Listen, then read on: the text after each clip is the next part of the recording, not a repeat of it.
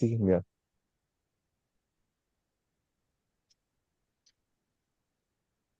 Is it visible now? No.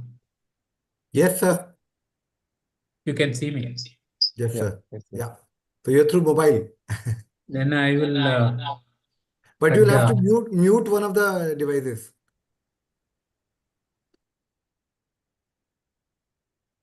Now you have muted this one. You can talk to other. You have muted both the devices. Yeah.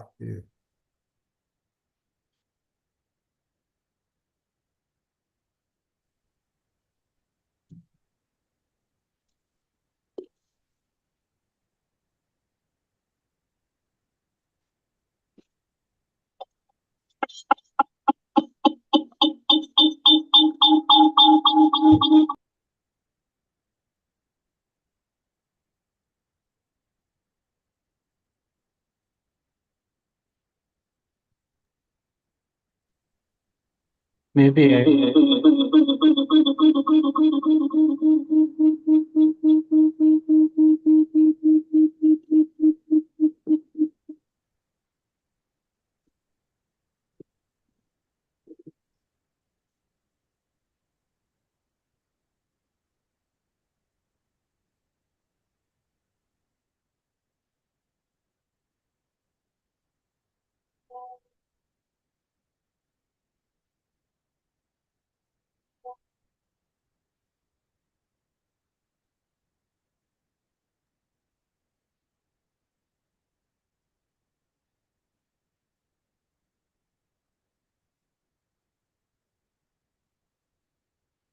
Makes too much of noise, I think, maybe because of that connection.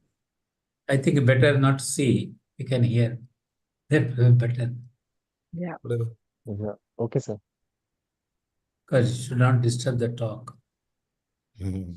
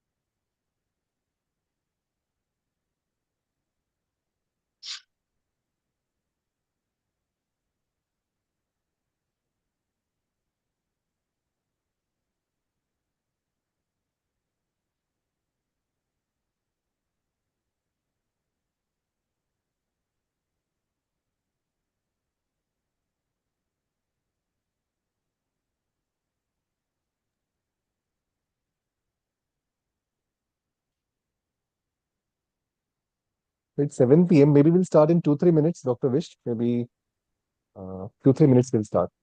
Yeah. 47 participants, just 2-3 minutes. People are joining in. People are joining in. Mhm.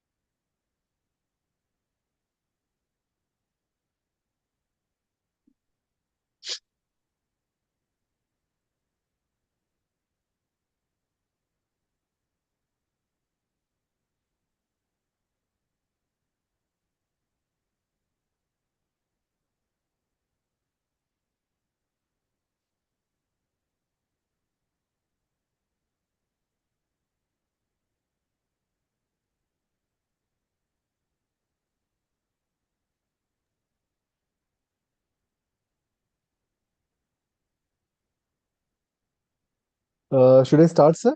Yep.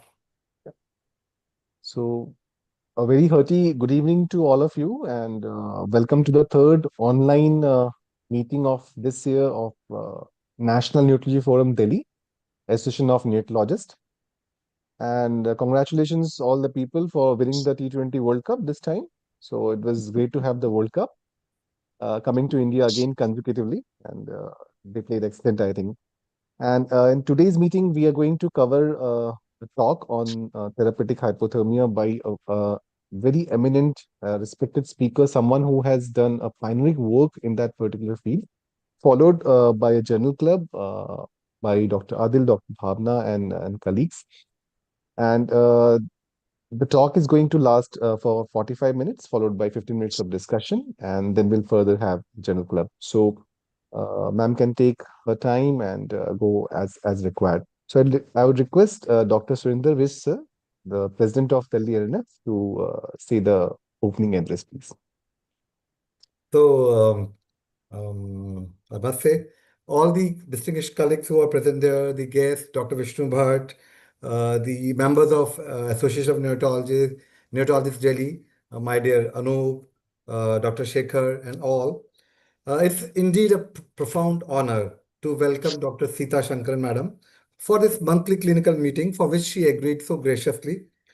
Today, actually, we are privileged to host a true titan in the field of neurology, a researcher whose work hasn't just filled the pages of journals, but has fundamentally rewritten the standard of care for most of the vulnerable amongst us.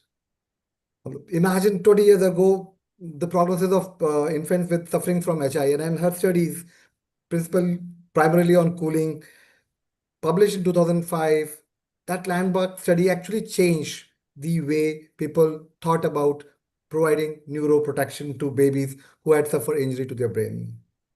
And she has continuous not only about this, and there's so many what if, could we do better, that kind of investigator's mind she has, and that has kept her with so many of NRN trials which are published in JAMA, like the Comet trial, the Embrace trial, and the Helix trial.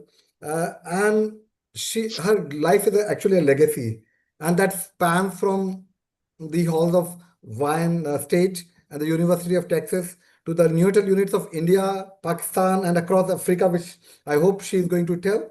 And she has received so many awards. And beyond the citations and the H index of 81, Dr. Shankaran is a mentor and a beacon for the next generation of pediatricians. She reminds us that behind every statistics is a family, and behind every protocol is a child with a future. I welcome you, ma'am. I'm really thankful. Thank you. Thank you. That was very gracious of you. I want to thank Dr. Bish, Dr. Thakur, and Dr. Bhatt for inviting me and the NNF. I remember I attended one of the NNF conferences when it was at the AFMC Pune about almost 20 years ago. And I gave a talk over there. So I'm really happy to talk to you both about hypothermia and neuroprotection for neonatal hypoxic ischemic encephalopathy. Now, Before you, Ma'am, can I just wait? Anup, sure. you have to introduce Dr. Vishnu. Yeah. So I will Sure, just sure. thank you, ma'am, Yes. for accepting our invitation, for being with here in this platform. I would request Dr. Shekhar Vishwas, our meeting coordinator, to take over and introduce our chairpersons as well. Dr. Shekhar. Thank you, Dr. Anu. Thank you, Dr. Shyam, and welcome Sita Shankaran ma'am. And the chairperson for today are Dr. Vishnu Bhatt. He is an advisor of medical research and publication in AVM Medical College and Hospital Pondicherry. And Dr. Sandeep Gupta. Dr. Sandeep Gupta is a senior consultant and chief of neonatal services at Newborn Care Hospital, Delhi. Over to the chairperson. Good evening to you all. I'm very happy that you wanted to talk on a very important topic from a renowned person who has done a lot of work in this field. And we started picking up cooling in India. Then suddenly one Helix trial came and it upset the whole thing. But I think Madam will discuss all those issues, what happened, why it has happened. And I'm sure that she will tell how to cool, in what way we should be very, very careful in cooling, because it is a major procedure which we may be doing. And I'm sure that the people who are listening will get more interest, because cooling is the only proved uh, technique or procedure which has helped beyond doubt in perinatal asphyxia. Many things have been used, like many medications are used, but there is no comparison between cooling and this medication. They can be used as an adjunct, but cooling has to be the main issue. And I'm sure that Madam will enlighten all the people, and we look forward to you, Madam. My co-chairperson wants to tell anything? I think Madam Dr. can start. No, ma'am can start. Madam can. Ma'am can start. Oh, okay. I hope I can do the slides, right? So why doesn't it move forward? I think you have to put slideshow, maybe it is. It is on slideshow. Yeah, it's Yeah, moving, yeah, ma'am. Oh, no. in the first slide, second slide came. Okay. Mm. So let me just move this so I can see. Okay. So let me start with the incidence of hypothermia. I'm going to minimize this. So the incidence of hypothermia is of moderate or severe encephalopathy in the first week of life. This is the global incidence, which is 3.75 per thousand live births. And in 2021, the global burden of disease estimated that approximately 1.06 million HIE cases are seen on an annual basis, with 0.6 million deaths worldwide. So it is a huge problem. And more than 90% of the global HIE burden really is concentrated in the low and middle resource countries called LMICs. The other point we need to remember is that the etiology of neonatal encephalopathy, which originates in the antepartum period, does include infection and congenital abnormalities in addition to hypoxia and ischemia. So one thing to keep in mind is the outcome following HIE. And at the time, we designed the first whole body cooling trial, which was in the late 19s. The outcome following mild encephalopathy was that the majority of the infants did fairly well. They could have mild cognitive delays. Following moderate encephalopathy, the risk of death was 6% and disability was around 30%.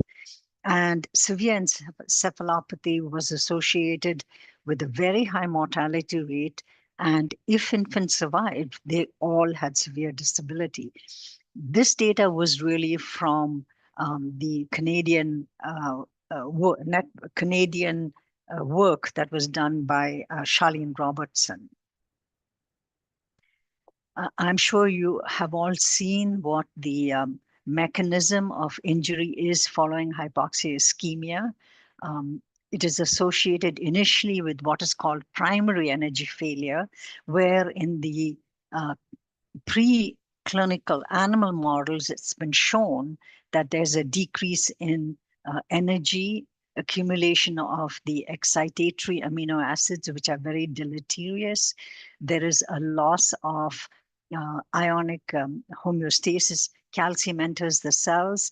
There's generation of reactive oxygen species, free radicals, which are very deleterious to the cell, and liberation of lipases and proteases. Now, if the injury is severe, then there is secondary energy failure, where there's a continuation of the effects of primary energy failure, but there's also inflammation that occurs. activation of proteins, a reduction in protein synthesis, and ultimately you get apoptosis and necrosis. So in work that was done again in the 90s, very elegant work in the animal model, it was noted that both in neonatal models and in adult models, if you lowered the body temperature by 2 to 5 degrees after creating hypoxia ischemia, which was tying off the blood vessels to the brain, the amount of cell damage was reduced by anywhere from 25% to 80%. So hypothermia really had a very favorable effect on these amino acids, on cerebral energy, cerebral blood flow and metabolism, and also nitric oxide production and apoptosis. So it looked like it was a very favorable neuroprotective agent. And at the same time, we had some information on what was the duration of the window that we could act. So this is work that was done by Alistair Gunn and Tanya Gunn, which showed that the neuronal loss scores were the highest in the sham-cooled infants. That means in the controls, and also in those cells in the delayed cooling, in the delayed, cooling that was started after seizures, which was about 8.5 hours.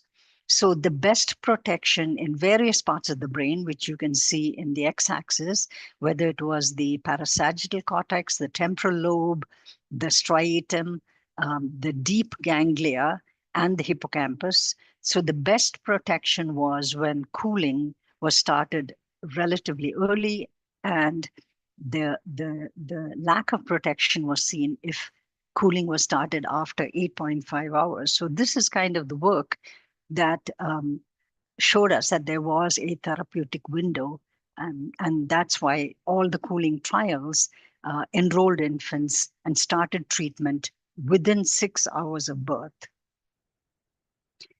So a head cooling trial was started in the late 90s. We decided to do a body cooling trial, we meaning the members of the Neonatal Research Network that was funded by the National Institutes of Health, which is our federal funding agency.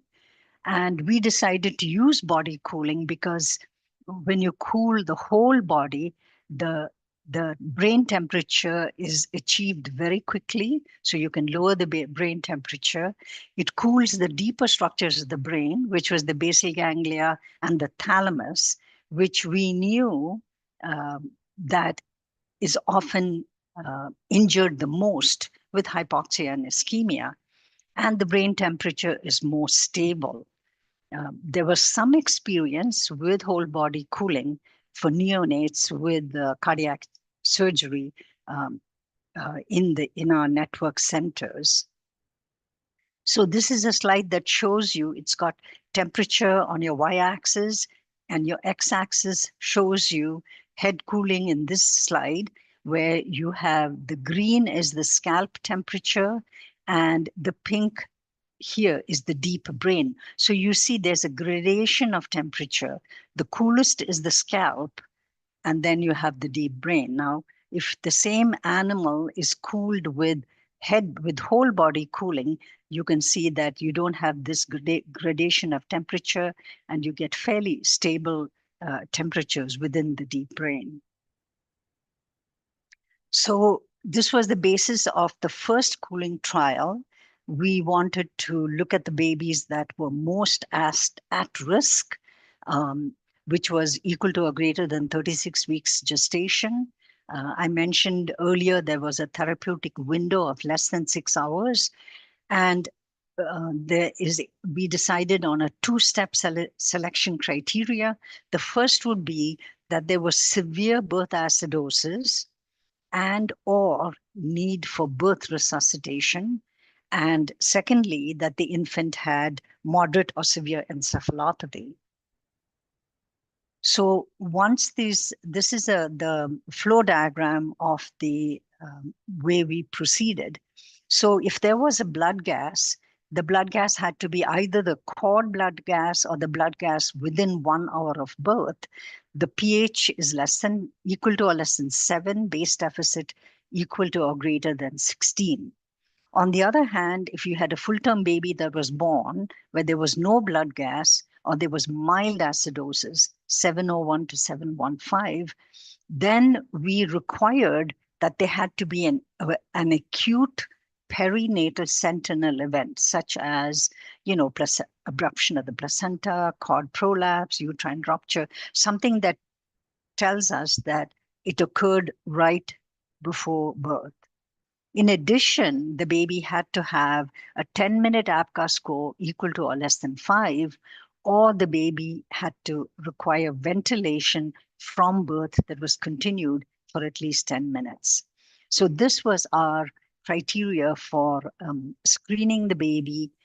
So babies who met these criteria then had a very careful neurologic exam to clarify moderate or severe encephalopathy, or they had to have documented seizures. So I wanted to just spend a few minutes on the neurologic exam because I think this is extremely important. And what we have found with the research that I've done over the last 20, 30 years is that the neuro exam is not done as carefully as it should be. It is challenging to do the neurologic exam because of the transient effects of delivery that has just occurred, the anesthesia that the mother has received, or the analgesia that the mother has received. The other challenge with the neuro exam is that the baby can either improve fairly quickly or the baby can get worse. So it's a dynamic exam, which depends on the severity and the timing of hypoxia ischemia. Also depends on the baby's ability to compensate, and also the endogenous CNS protective mechanisms. Now, with the lower end of gestation, around 36 weeks, you may often have associated conditions like respiratory distress. And in the same baby, you can have few signs that are mild, few that are moderate, and few that are severe. So we have to keep in mind that the neuro exam needs to be done very carefully. What we have always used is the SANAT examination, which we modified so that it could be used within the first 6 hours of life. So there are 6 categories of assessment. You need to look for mild, moderate, and severe encephalopathy in each category. And to be diagnosed as moderate or severe encephalopathy, at least 3 or more abnormalities should be moderate or severe within these 6 categories. The other important thing is if the first examination is normal, then it has to be repeated every 1 to 2 hours, whether the baby is in the NICU or if the baby is in the postnatal ward. So here are the 6 categories of the neurologic exam. And I'm going to go through each of these: level of consciousness, spontaneous activity, posture, tone, primitive reflexes, which includes both suck and Moro, and the ANS, which includes pupils, heart rate, and respiration. Here are the moderate categories, and here are the severe categories. And as I said, it's important to have this with you when you go to examine a baby with suspected encephalopathy. The examination should always be conducted in 2 phases. Initially, just by observation, and then afterwards, you do the active manipulation. So you have to do the exam while the infant is awake, and you can look at activity, posture, heart rate, and respiration just by observing the baby. And then you do the active part of the exam. The stage of HIE must be very accurately assessed before you decide the baby has moderate or severe encephalopathy. And the neuro exam still needs to be done when the infant has seizures. So this is part of the observation of the exam: spontaneous activity, posture, respiratory pattern, and heart rate. Now, we had definitions for each of these, and I will tell you that this neurological exam is now available in published papers and on the NICHD Neonatal Research Network website, where we have all these teaching slides. So anyone can download it and look at it. So if you're looking at the activity, you would code as normal if the infant is active. You would code as mild. Can you please mute your? Okay. Code as mild if there's activity is decreased with or without periods of excessive activity. Moderate would be if the baby's activity is markedly decreased, and severe is if there's no activity at all. Now, keep in mind, if the infant is sedated, clinical judgment must be used to decide whether the examination is reliable or not. And of course, if the infant has received a paralytic agent, this will actually preclude a meaningful exam. Now we are looking at the baby to see if the baby hopefully is in an awake state, or if the baby is not awake, then you reassess when the baby has had an active manipulation. So normal would be if the infant is moving around and does not maintain one posture. So you should have flexion of the lower extremity at the hip and knees. Mild would be if there is mild distal flexion. Moderate is if there's strong distal flexion, or the baby can be in a frog-legged position. And severe would be if the baby is decerebrate or decorticate with or without stimulation. Now, this is rare, but it was noted in our trials that this does occur. Sometimes the posture is abnormal, but it doesn't fit either moderate or severe. Then you have to code it as moderate. So this is posture. Now, when we look at by observation, look at the respiratory status. Normal is baby's breathing spontaneously. Mild is if the baby is hyperventilating or periodic breathing without desaturation. Moderate is if there is periodic breathing with desaturations, with or without supplemental oxygen, or if the infant is on CPAP already or on high flow oxygen. And severe is if the baby either has periods of apnea or if the baby has been intubated already at the time of the exam. Because an intubated baby with spontaneous breaths, you cannot ascertain whether these breaths would have been sustained if the baby had not been intubated. So you still have to have an intubated baby coded as severe under the respiratory category.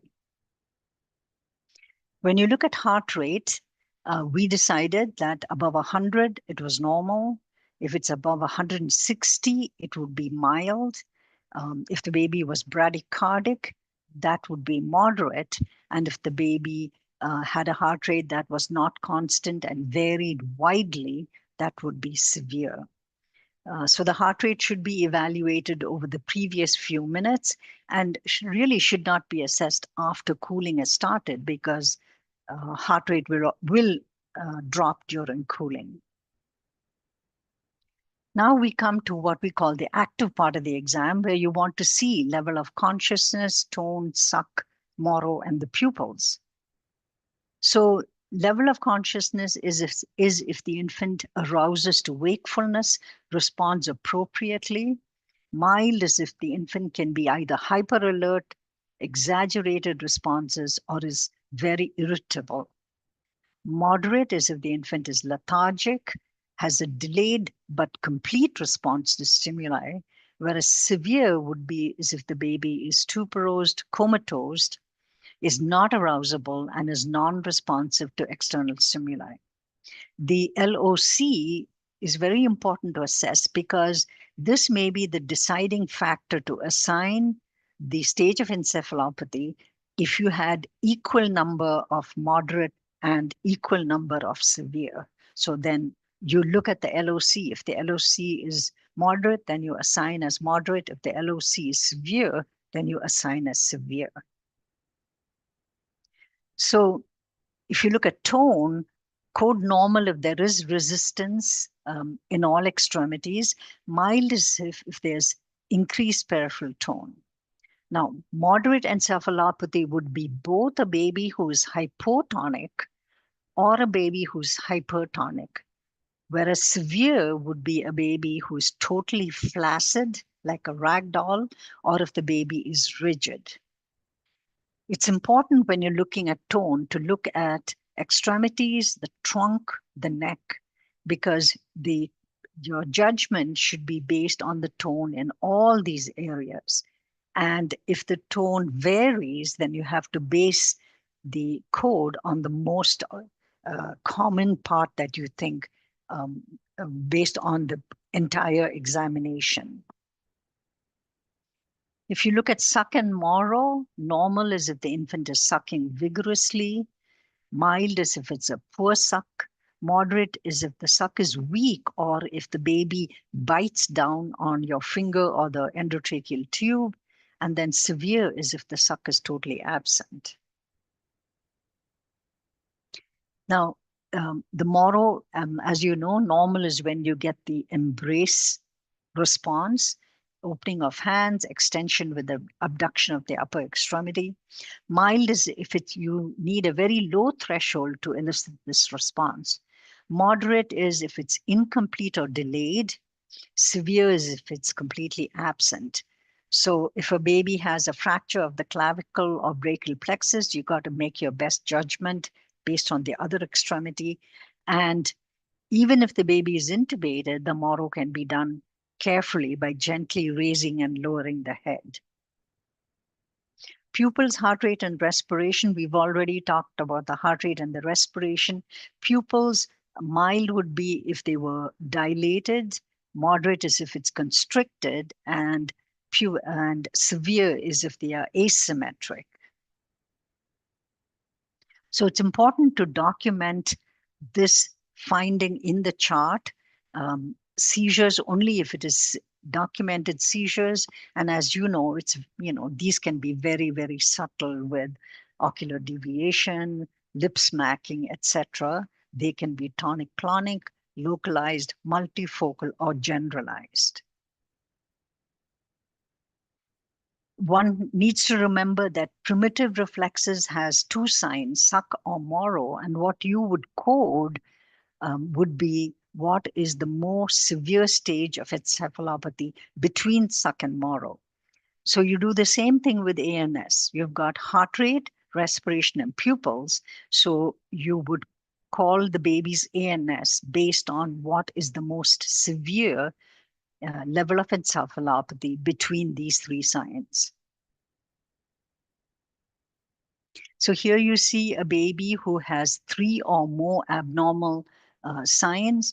Then these are 3 or more abnormal in moderate or severe categories. You would call the baby severe if there were more severe abnormalities than moderate. Moderate is if there's more moderate than severe. But if moderate or severe are equal, then you would assign based on the level of consciousness. Now, if the baby has 2 or fewer, then you look for seizures. If the baby has seizures, then the baby is moderate to severe. If the baby has no seizures, then this baby is not eligible for cooling. So it's important to also do frequent exams, serial exams, both at less than 6 hours of age, but again after cooling is complete, and also at discharge, because these exams are a good predictor of outcome. And what we found was that although it was infrequent, the presence of additional neurological findings, which is hypotonia, fisted hand, abnormal movements, absent gag, and the asymmetric tonic neck reflex at discharge increase the risk of death or disability. Clonus we defined as if it's more than 4 to 5 beats. Fisted hand is if the infant keeps the hand fisted at all times. And abnormal movements is if there's jerky movements, involuntary bicycling or myotonic movements. And gag reflex is if the gag is absent. And then asymmetric tonic neck reflex, as you know, is the way you administer it and the baby takes on the fencing position. So it's not enough to teach the neuro exam. It's also important to repeat the teaching every year, to review the exam, to review the definitions so that everyone gets a refresher course. So what is the evidence-based data on hypothermia for moderate or severe encephalopathy diagnosed the way I have just described? In the NICHD trial, our goal was to treat full-term infants with moderate or severe encephalopathy by cooling between 33 to 34 degrees Celsius for 72 hours, and also to look at safety and efficacy. So here you have the two groups, the cool group and the control group. We monitored adverse events. We rewarmed at 0.5 Celsius per hour in the cool group and then removed the esophageal probe. So we monitored core temperature using the esophageal probe. In other trials, they have looked at the rectal temperature. So this is, of course, the baby lying on a blanket.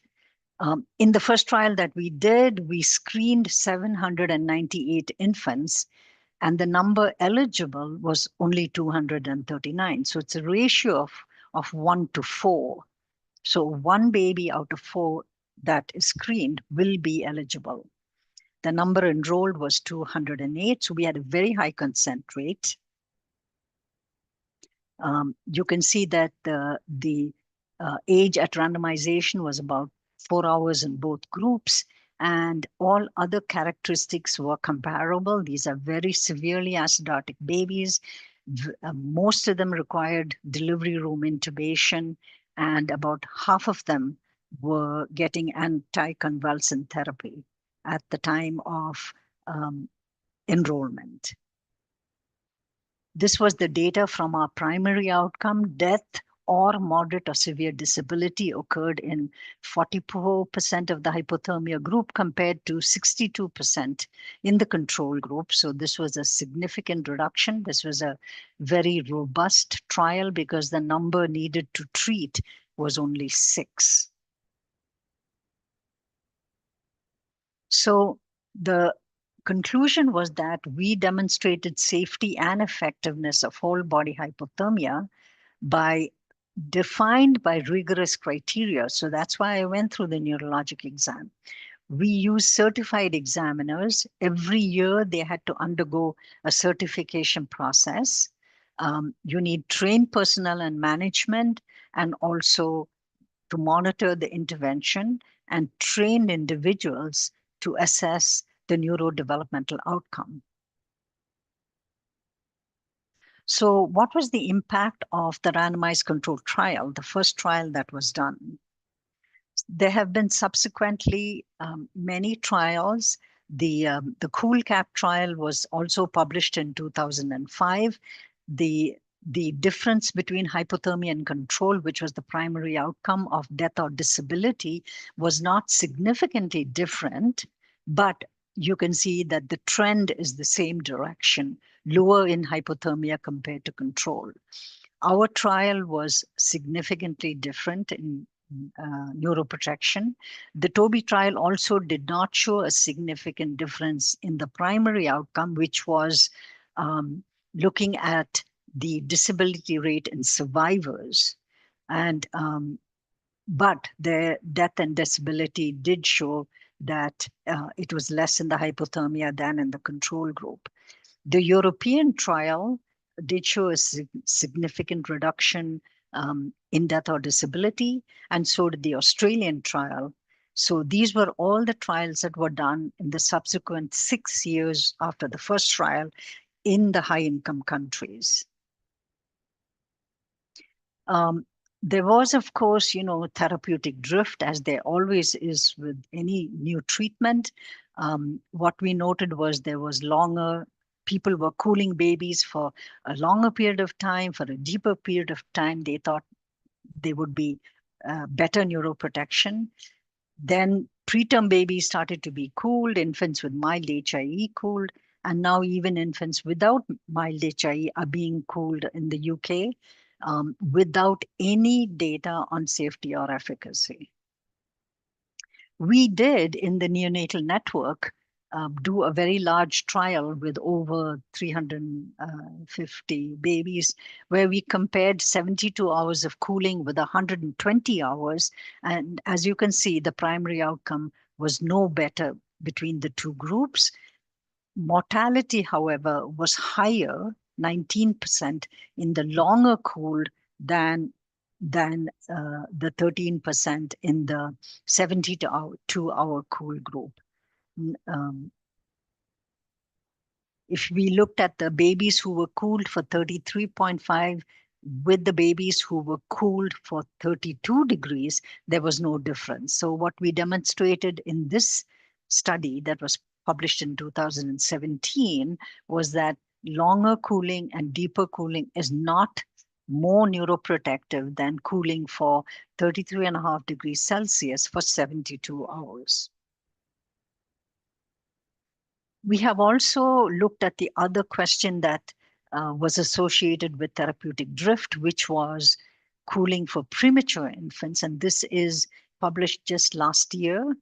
There were 168 infants who were enrolled, 88 hypothermia, 80 were control. And you can see we had 83 analyzed for primary outcome and 69 analyzed for the primary outcome in the two groups.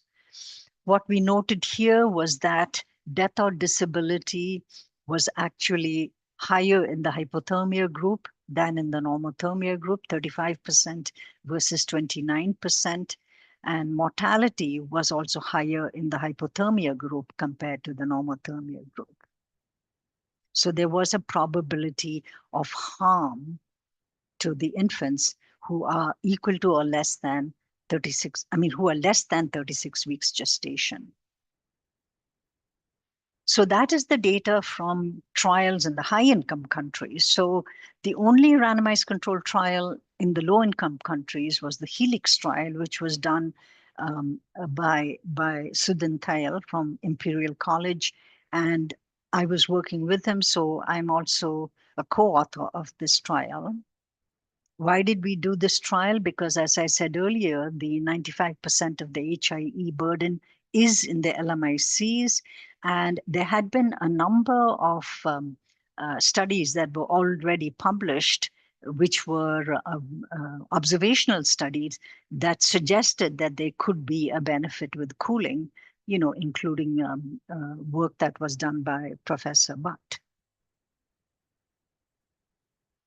So we looked at 408 term infants with moderate or severe HIE who were located at 7 tertiary NICUs in India, Sri Lanka, and Bangladesh.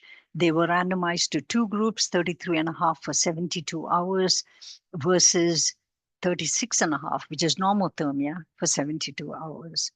And the outcome was exactly the same definitions used as in the NICHD trials: death or moderate or severe disability at 18 to 22 months.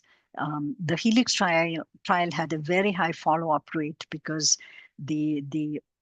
everybody worked very hard with the community to follow these infants.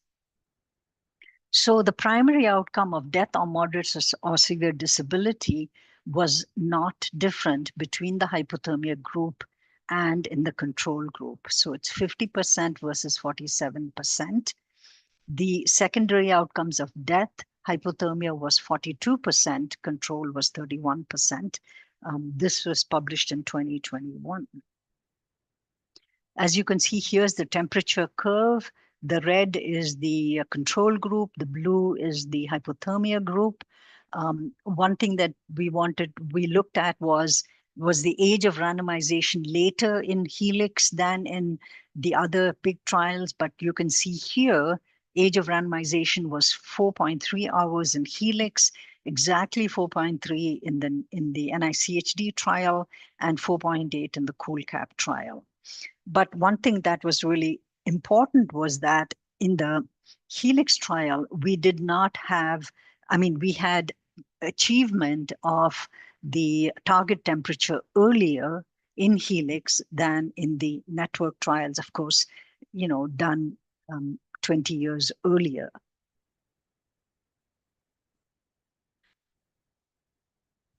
So these were the secondary findings in the Helix trial. There was a higher rate of gastric bleeding, hypotension, prolonged blood coagulation, severe thrombocytopenia, persistent metabolic acidosis in the cool group compared to the control group. Length of hospital stay was slightly longer, and death before discharge was 36% versus 24%. Then, of course, when you do the follow-up, we look at death before 18 months of age, and that was 42% versus 31%. Now, since more babies died among survivors, there was a lower rate of disability among survivors because the most severe babies have already died. So that is why for all hypothermia trials, it is important to use a composite outcome of death or disability, because death is a competing outcome for disability. Microcephaly rates were pretty high. And this was the Kaplan-Meier curves looking at the survival time between the two groups. It's clearly separated, with the usual care group being higher and the whole body cooling. Now, we also looked at some imaging studies, and we didn't really find much of difference between the hypothermia group and the usual care group. And we looked at the basal ganglia, the white matter, or the cortex. And then we also looked at spectroscopy. And once again, you can see here between the two groups, hypothermia and usual care, there was no difference in the thalamic or the lactate to NAE ratios.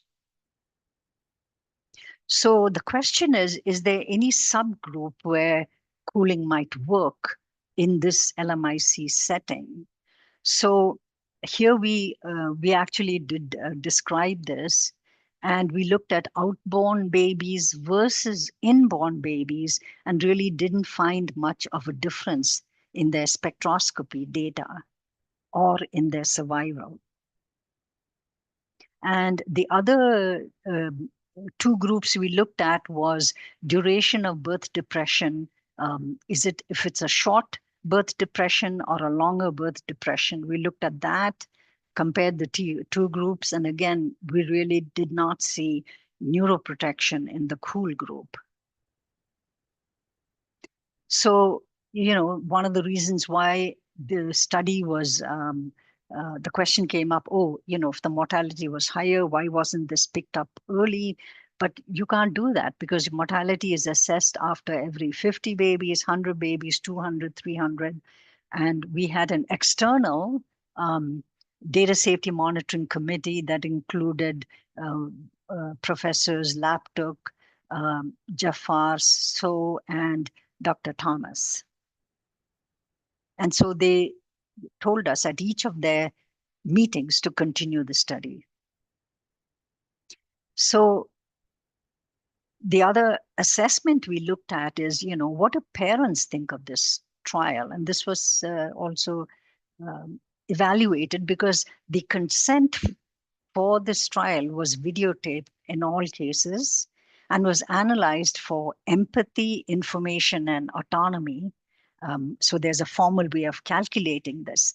So even though the informed consent process was pretty rigorous, you could see that the parental consenting was influenced by the treating doctors. And the clinicians did show a clear bias favoring the intervention, which was also reflected in their communications with the parents. So it is really important when trials are done that, one has to show that there is no bias so that parents have an opportunity to get informed consent. So the big question is, why is it that Helix was not neuroprotective? So what we did was we compared Helix with the other trials. And as you can see here, the number of severe HIE cases was a little bit lower. Mortality, you can see, is not that different. Death or disability, you can see here, 47% versus 62%. Sepsis was also similar. One thing we found different was that the babies in the Helix trial were smaller than the babies in the high income trial, in the HIC trials. The babies in the Helix had lower frequency of hyperthermia, which in the control group, which is deleterious, as we discovered, after we did the first trial. Seizures, this was really important. Seizures were very high in the Helix trial, and they occurred very early, within the first 2 hours of the 6-hour window. And then, most interesting of all was that acute perinatal sentinel events were actually much lower in the Helix trial compared to our network trial was 62%. CoolCap didn't report it. And in TOBY, the acute perinatal sentinel events was 74%. So what this implies is that in the network trial, the NICHD trial and the TOBY trial, these were uncomplicated pregnancies, but they had all had, for the most part, acute perinatal sentinel events, such as abruption, severe fetal bradycardia, uterine rupture, cord prolapse, a severe shoulder dystocia, etc. Whereas in Helix, that was low. So the question is, are these babies different? So one of our team members looked at genome analysis of these and compared the whole genome from a subset of the babies in Helix with the HIC babies. And as you can see, there is overlap of some of the genetic pathways, but there's quite different. The babies in the HICs where you have more of acute hypoxic injury have different pathways compared to the LMICs, where it appears there is more of a non-acute hypoxic injury.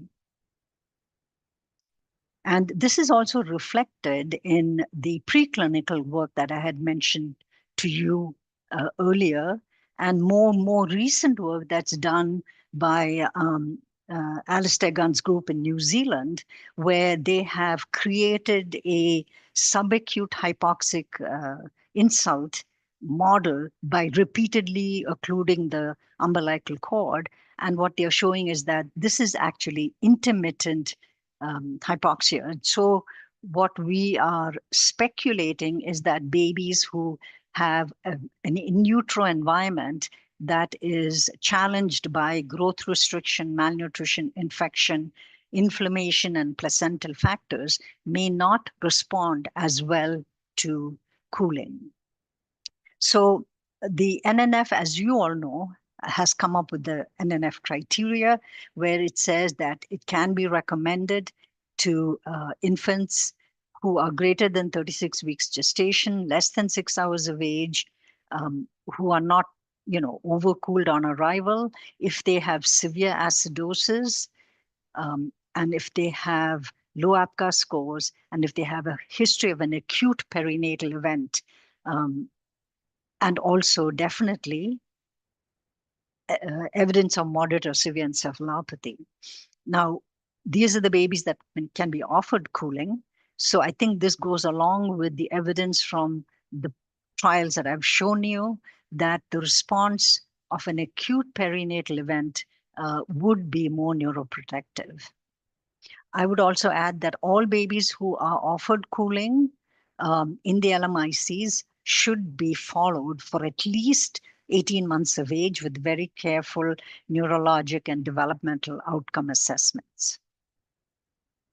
So I want to end with what are the neuroprotective therapies that are currently being studied in the LMICs. So the HELIX trial allowed us to work with all the centers in India that we worked with before, and we have created a consortium for neonatal encephalopathy, time-critical trials. It's called Connections. And so we have started, we are in the process of almost completing enrollment in a trial of erythropoietin monotherapy. So this is being done in all the HELIX sites in India. We've also managed to get a very large site in Nepal and a large site in Bangladesh that has worked with us before. So our sample size is 508 babies, and we have already enrolled 440 out of the 508.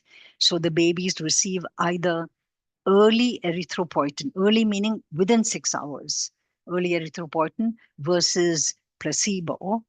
And we are doing follow-up at 18 months of age. So we are hoping that we will soon have data from this trial. This is called early erythropoietin monotherapy, or the EMBRACE trial. There is another trial that's being planned in the same group. So once the 508 babies are already recruited, then we are hoping that we can move on to the next neuroprotection trial, which will be looking at magnesium sulfate and melatonin. So that is being planned. And again, outcome will be 18 months of age. I just wanted to also mention the other big network, which is doing a trial called caffeine for hypoxic ischemic encephalopathy. So no cooling, just caffeine. It's called the CHIME trial. And this trial is going to randomize babies to caffeine or to placebo, term infants, and they will all be assessed at 18 to 22 months. The secondary outcome, in addition to looking at mortality and the components of the primary outcome, acute kidney injury will also be assessed. So the caffeine trial is being conducted by the NICHD. It's called the Global Network. And the Global Network is sites in the United States that are paired with sites in the LMICs. And these include, if I want to start from here, they include the Guatemala. They also include the Democratic Republic of Congo, Zambia, Kenya. We have two sites we have one site in Pakistan. Then in India, we have Belgavi and Nagpur, and in Bangladesh. So each of these sites is partnered with a site in the US, and then the trial is conducted in the LMICs. So this caffeine trial, in August of last year, there was study preparation and training. March, the enrollment begins, and then it'll be 2-year follow-up study. So it'll take to 2026 to 2030. And then by the summer of 2030, hopefully this caffeine trial will be completed. So I just wanted to show you what is being done in the field of neuroprotection, both in the high-income countries and as well as the LMICs, and that hypothermia does have a role, but it will be the larger burden will be probably be hospitals where there is no access to hypothermia, and so we are very anxious to see the results of the erythropoietin trial and this caffeine trial. Thank you. So I'm going to stop here and see if you have questions. Shall Thank you, I? ma'am. Yeah. So please take the questions. Yeah. I don't find the question in the chat box, but Yes. Madam has gone through in very detail and talked about primary and secondary energy failure and neurological examination monitoring the importance. Yes. Mhm. And I have few questions to you because Yes. I don't find questions from the audience. So there are a few questions in the chat. You have? Yeah, Anup, can you help, sir? Yes. Yeah, you Okay. can. Yeah, I'll help you, sir.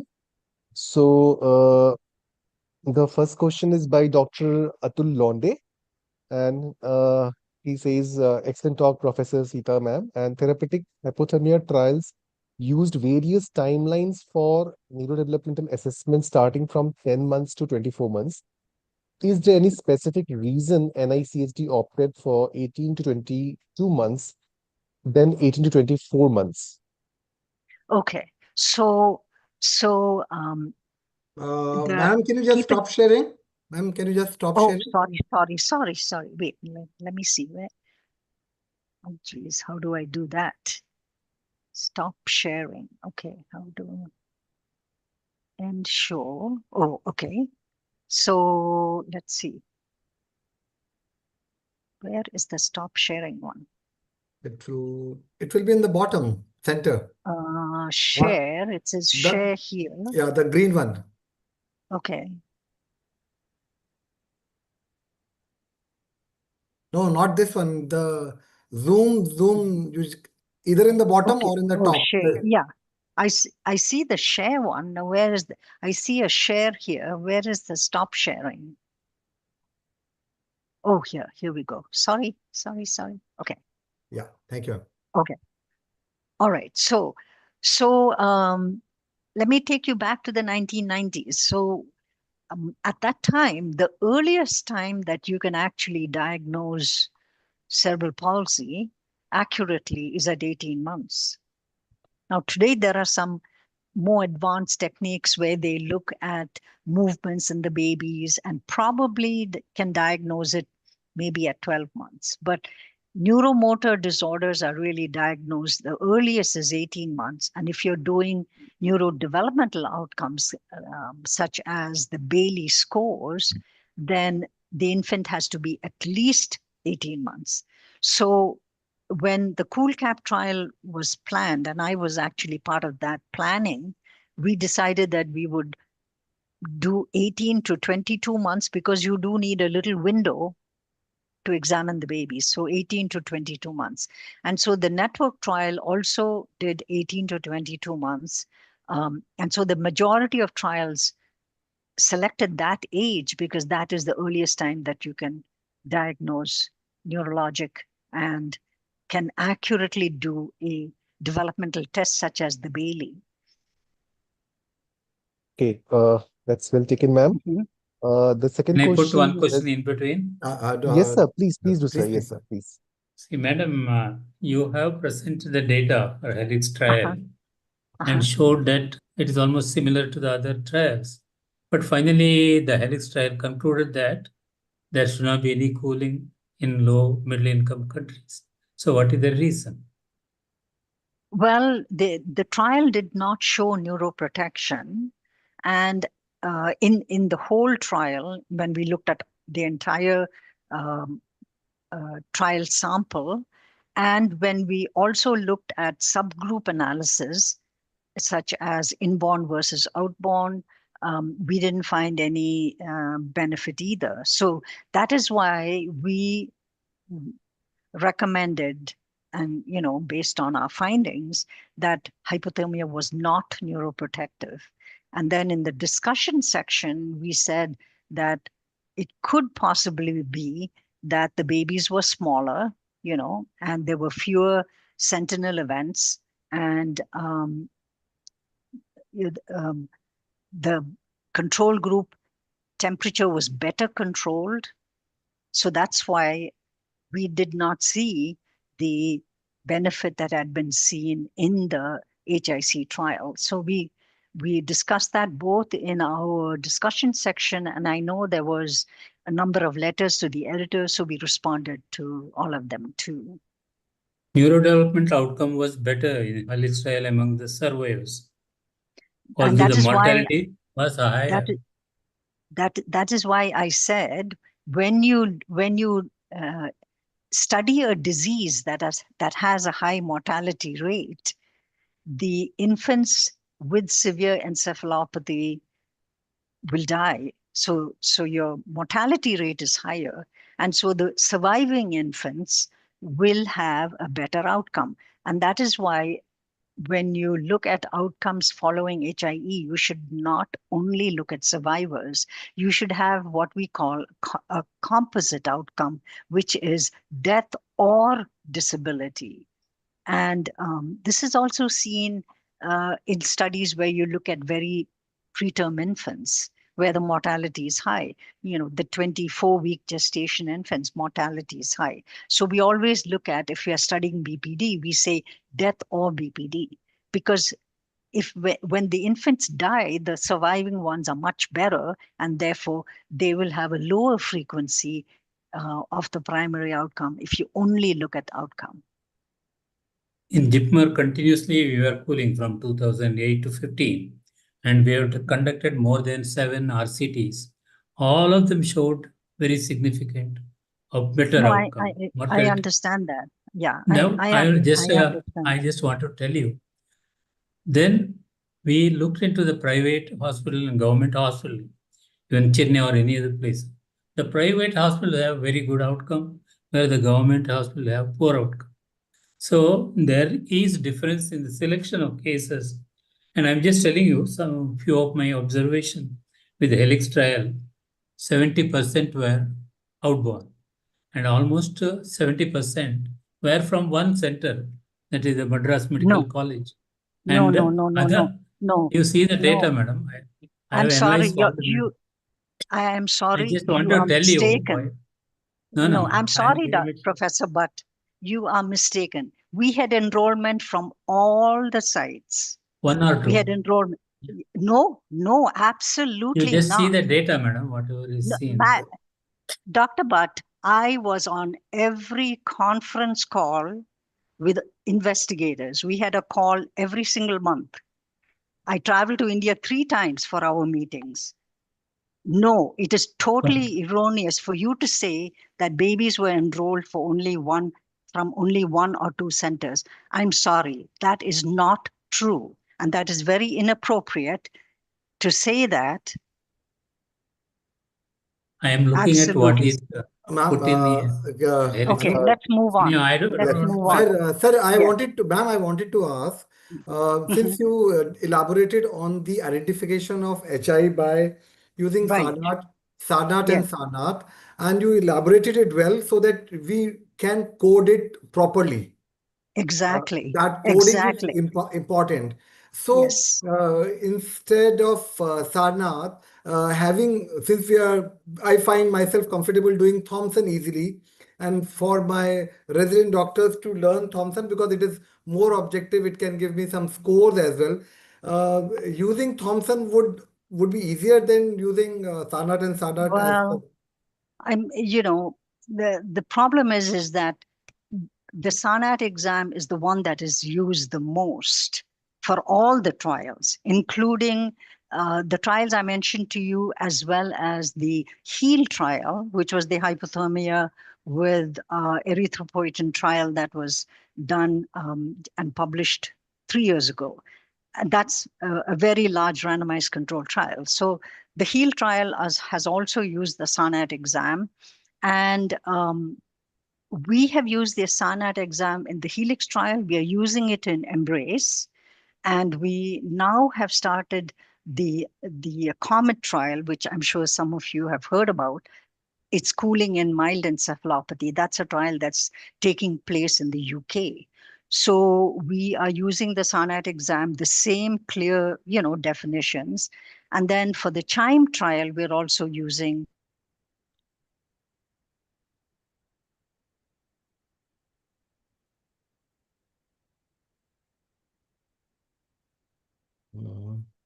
the any of the other exams. Hey, ma'am, one question is connected to this. Some trials used amplitude EEG while NICHT did not. Right. Does Right. it help in selecting the candidates? Do you recommend that as an add-on tool in borderline cases? Yes, as a matter of fact, in the UK, the UK TOBI criteria, which is now translated into the, what is it called? British Association of Perinatal Medicine. So their cooling criteria are similar to NICHD, but they require that in addition to the neuro exam, that you do an AEG. And the AEG background should be abnormal. The AEG is done in all, a bedside AEG. I'm talking about just 2 leads. You run it for 20 minutes. Now, we have not used that in any of the network trials because we, first of all, we didn't, want to sit and train people to read the AEG. We felt confident we could detect moderate or severe encephalopathy with a neurologic exam. And we really trained our physicians to do these exams. And Dr. Laptuk and I, where we went through every examiner's training sheet. And only if we felt that they were they were similar to the gold standard, only then we certified them. So, we had the PI from each site who was the gold standard examiner that we trained, who would train every new examiner. They would examine the same baby independently 1 hour apart and then send in their forms. And then we would check that. And only if they fit the criteria for moderate or severe encephalopathy and all the categories, then we would certify them. So I think it's possible. In fact, I will tell you that in the UK now, we have actually set up a system that is available on the internet for training examiners using the modified SANAT exam. And one of our neonatal neurologists, neonatologists at Imperial College in London, she has now trained close to 1,000 junior doctors in the UK. So she gives a training session. They have to look at videos and they have to independently code the videos, and then we have set up an automated system that gives them a passing score, or if they fail, they got to do it again. So it is something that can be applied. My comment is that if you look at many of the papers that have been published in the HIE, it is very difficult to ascertain exactly how were these examinations done, how were the individuals trained, was there any reliability between the trainers, you see. So it's important when you do a trial that it be done with clear definitions and reproducibility. Ma'am, since it is beyond now the trial rhyme, and it has become a standard of care in all the centers, but this, as you coding them easily in one of the groups, because if you are cooling mild encephalopathy babies, is it going to we should not. Is it going to increase the death and disability more? So that is the reason why I think you are emphasizing on coding them correctly, and having an easier way of coding is certainly which Dr. Anup is saying, or an objective way of actually using AEG or something where we can objectively use something and then try to cool without the fear of actually giving it to the wrong candidate. Yes, and you know, in the US now everybody has what are called neuro ICUs. So most of the university hospitals have neuro ICUs where the babies are admitted and they get an EEG, the full montage EEG, right from the time of admission.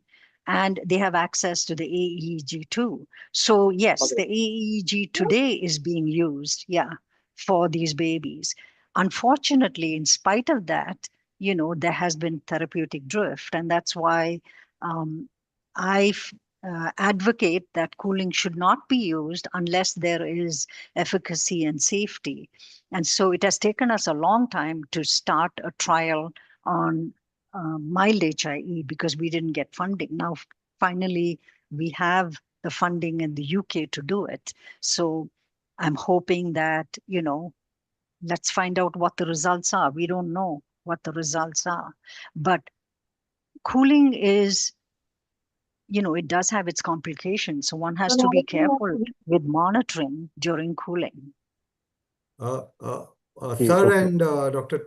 Bhatt and Dr. Anup, there are a few questions like overshooting, and you can just go through them No, fast. I'll take just Yeah. one more question, ma'am. The question is that related to Helix trial, there are two subparts to the question. In the Helix trial, imaging and MRS did not show any difference among survivors, I guess. But the therapeutic hypothermia was protective. So, what are the possible reasons? That is one. And second, that a probable Wait, reason which was let me showed let that. me answer Okay, we'll that. take this one. Okay, ma'am. Hypothermia was not protective. No, you have to don't get me wrong. Hypothermia was not protective in the Helix trial. That's what I've shown you. It was not protective. And when we looked at the imaging, if you look at the HIC trials, both the NICHD trial, the TOBI trial, and the ICE trial had MRIs in subset of babies who participants in the trial. And all three of them showed that the cool babies had fewer MRI abnormalities than the control babies. So what I'm showing you now is that in the Helix trial, there was no difference between the hypothermia and the control. There was no Okay, ma'am. difference. So hypothermia was not protective. Okay. Actually, the And basic problem, outborn and inborn babies, see, many a time they come very late and in very bad shape. And we count the 6 hours, as Madam was telling. The 6 hours from where we count makes a difference because many times may not be knowing the exact time of birth. And what has been done after birth also is not known because many of them will just bring the babies. So it is not just cooling. You have to deliver properly, you have to resuscitate properly, transport properly, evaluate, and then cool. Then your outcome will definitely good. I think our outcome will match what Madam has presented, or maybe even better. And I don't think there should be any doubt in anybody's mind whether cooling is effective or not in low middle income countries. great. So Oh, we are already at 8:15. We would like to have more interaction with ma'am, take all the questions because I mean she's a legend and whatever study she has published and she's working on, I'm sure they're definitely going to make a huge impact on the way we manage these babies with HI. Dr. So Sandeep, Dr. Sandeep must have some word. yeah, Dr. Sandeep has joined. Sir, I'm sorry, sir. Sorry to interrupt in between, sir. Dr. Dev had some question. Dr. Dev's questions were there. Sir, we are at 8:20 and we have He has people asked three waiting. questions. Maybe One question, Dr. Dev. one question. Okay. So my most important question was like, most of the times we are in a situation in our NICU, like we have just received a baby. I'm talking about an inborn baby only, who is currently severely depressed or depressed. Say, suppose baby is currently fitting into most of the criteria of mild encephalopathy and is showing me one or two features of moderate encephalopathy as per the criteria which ma'am has described. Say, suppose, for example, most often times we find there is some Moros which is right now partial, and we are right now I'm examining at 1 hour of age.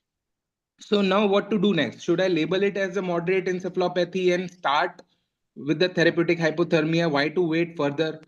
Or should I now still wait further and take that decision at 4 hours of life when the Moros is still partial? Or I just label it as mild only because one Moros partial, primitive reflex partial is not making much of difference for me.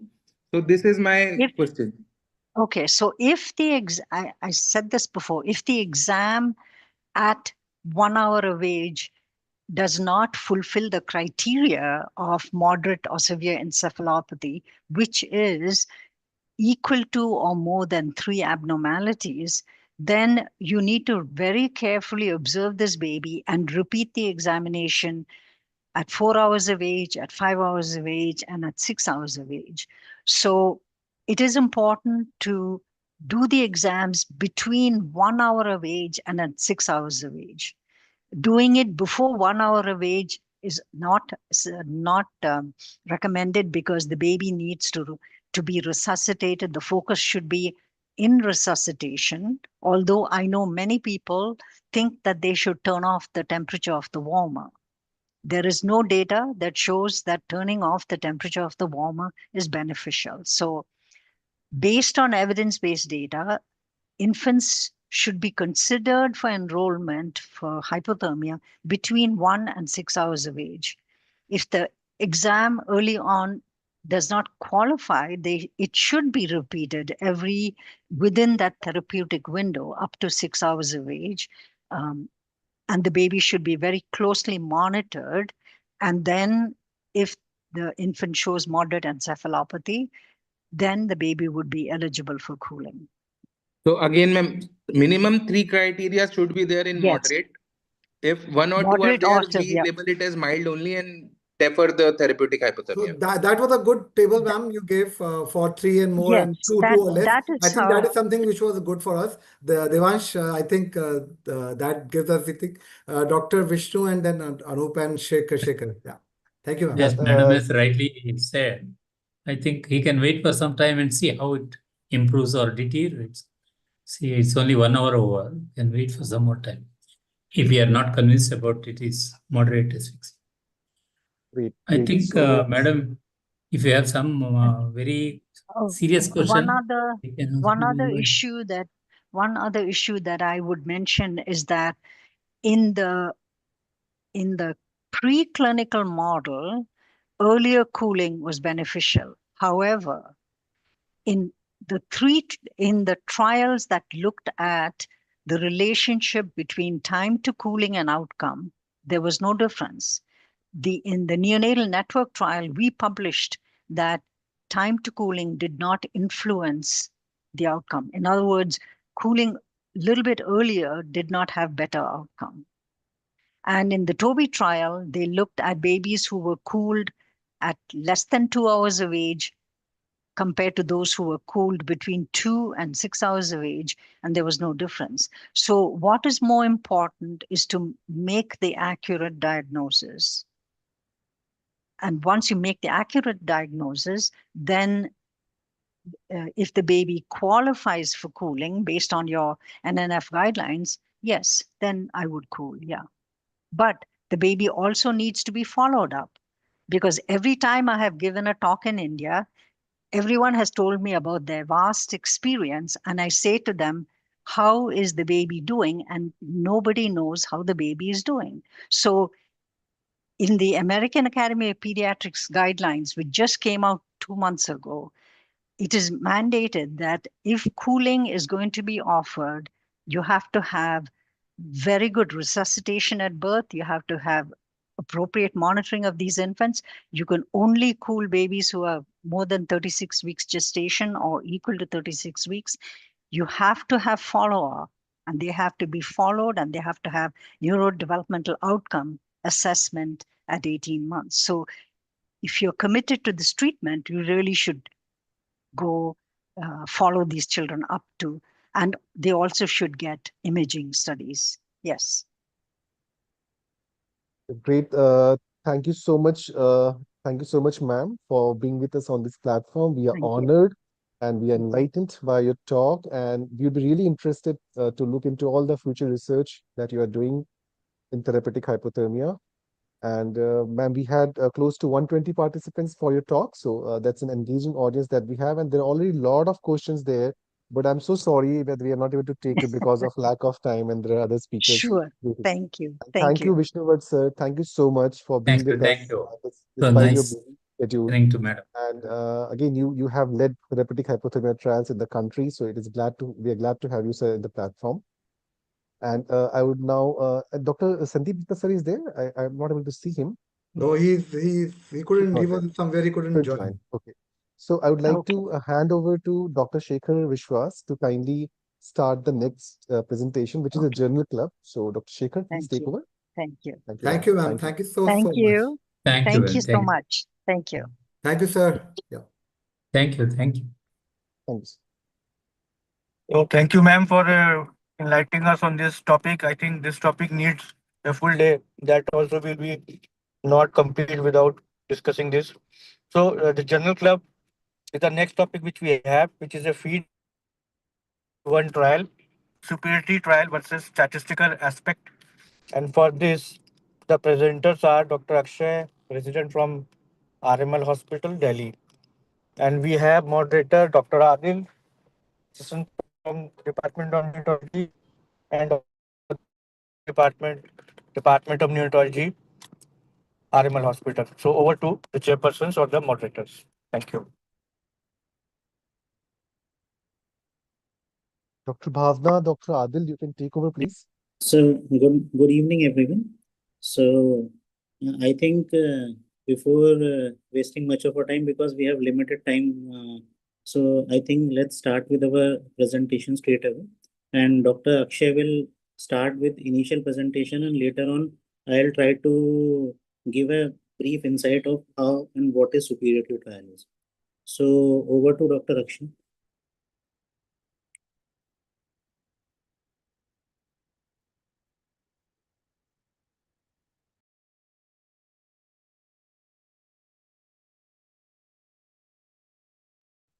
Good evening, everyone. I suppose everyone can see my screen. Yeah, you can make it full screen.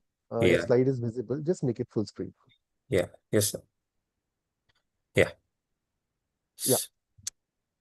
So, good evening, everyone. Today we will be discussing about the Feed One trial.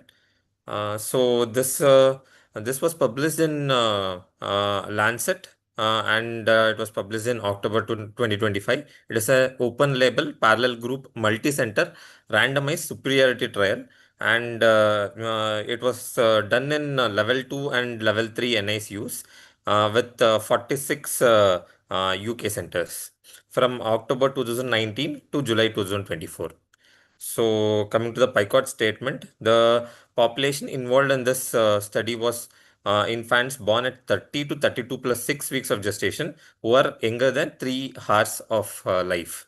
And intervention was starting of full feeds of 60 to 80 ml per kg per day from day 1, and comparison was gradual milk feeding, maximum of 30 ml per kg per day on day 1. With IV fluids or parenteral nutrition, and the primary outcome was the length of hospital stay.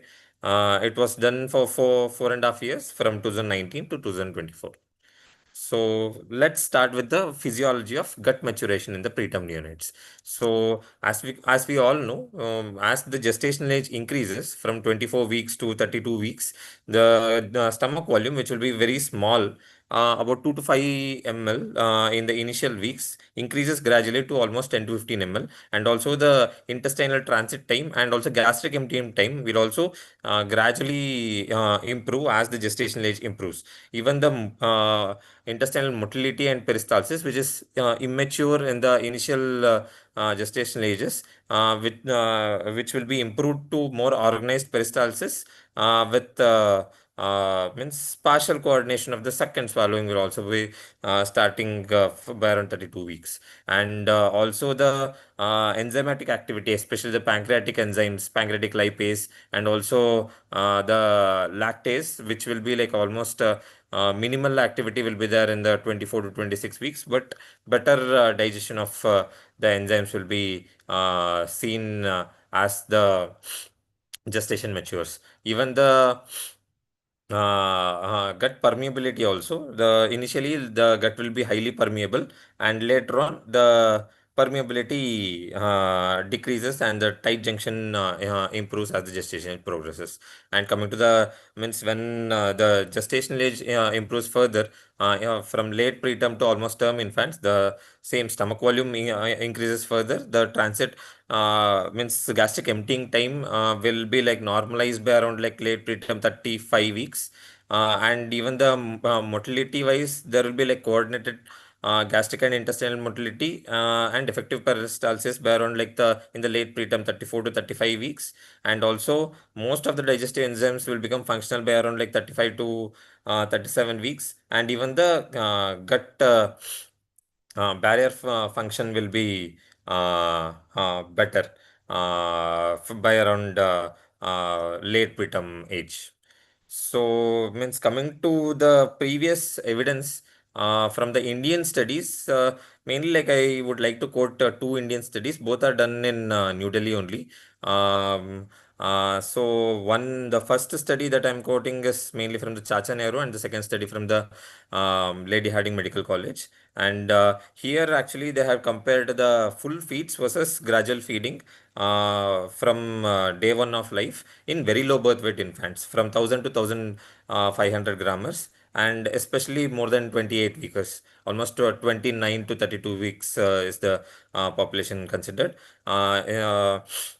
So we can see that like time to full enteral feeding is significantly shorter in both the groups, and feed intolerance was not significant. Necrotizing enterocolitis incidence was not increased, and there is reduced duration of NICU stay in full feed group.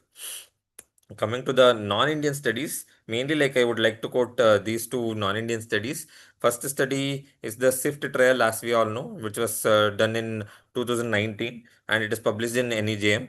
And here actually they have compared faster increment of feeds of 30 ml per kg per day versus slower increment of feeds of 18 ml per kg per day in very preterm and or very low birth weight infants. And they had shown that faster increment of feeds reaches the full feeds earlier with no significant difference in the necrotizing enterocolitis and no long-term significant growth outcomes.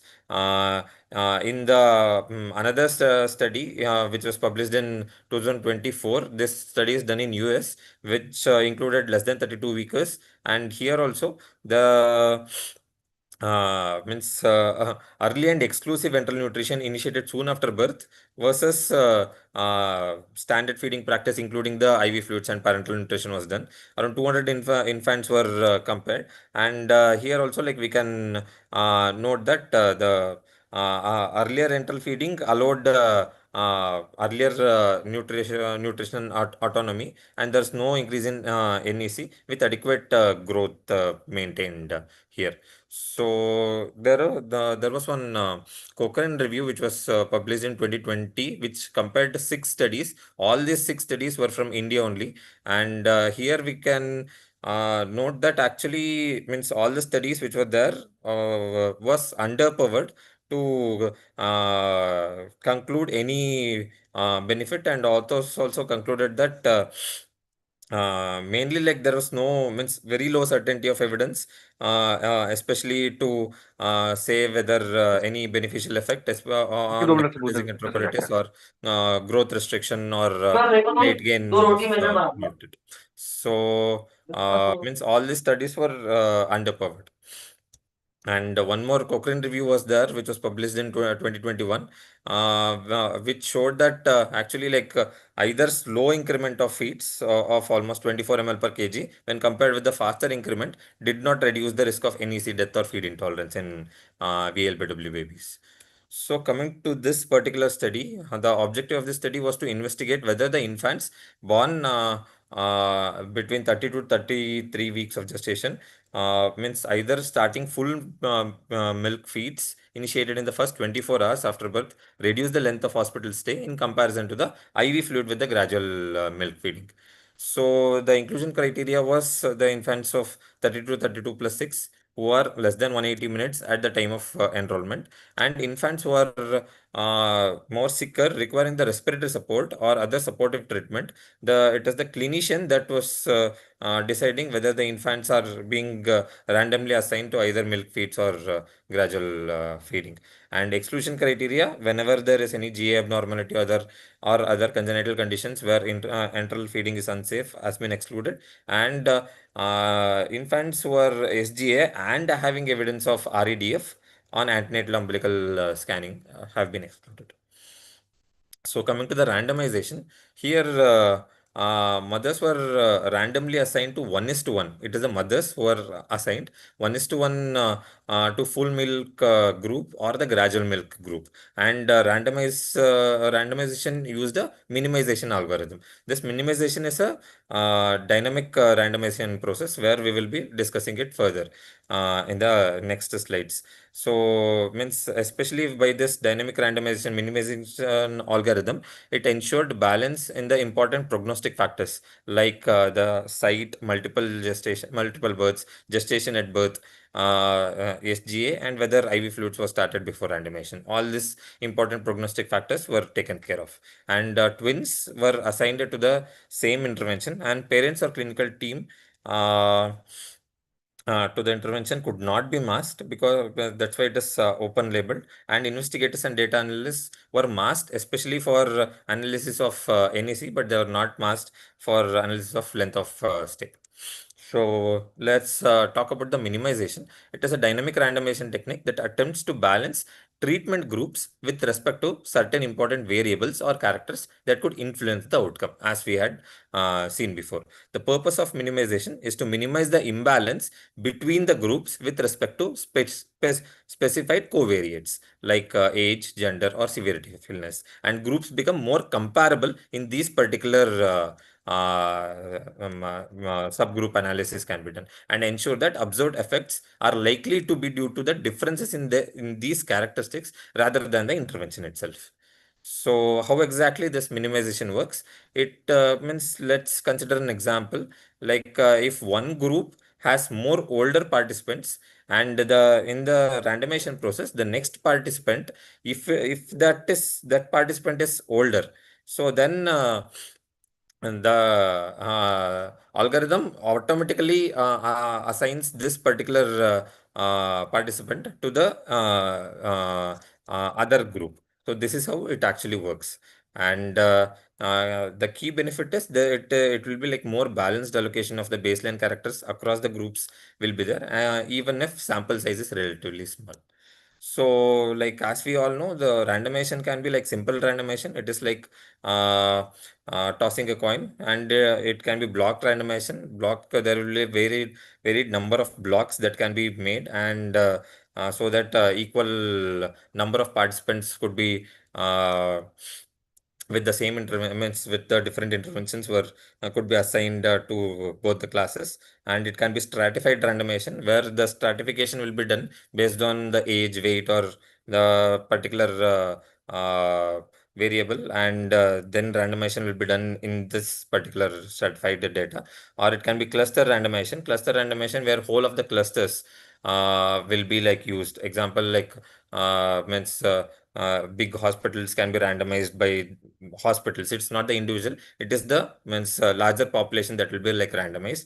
This particular thing will be used in larger population studies.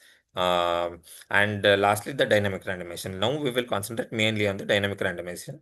There are various types of dynamic randomization. Minimization we have already discussed in the previous slides. In response adaptive randomization,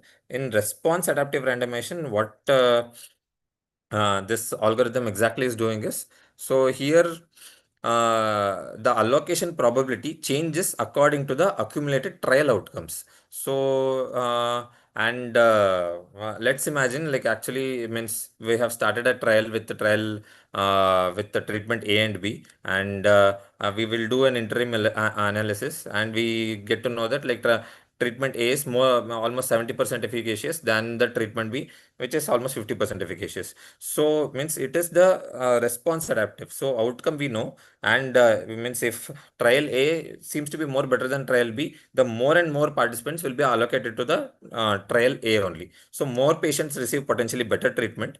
The key limitation is risk of bias will be there if early results are unstable, where actually the interim analysis was done.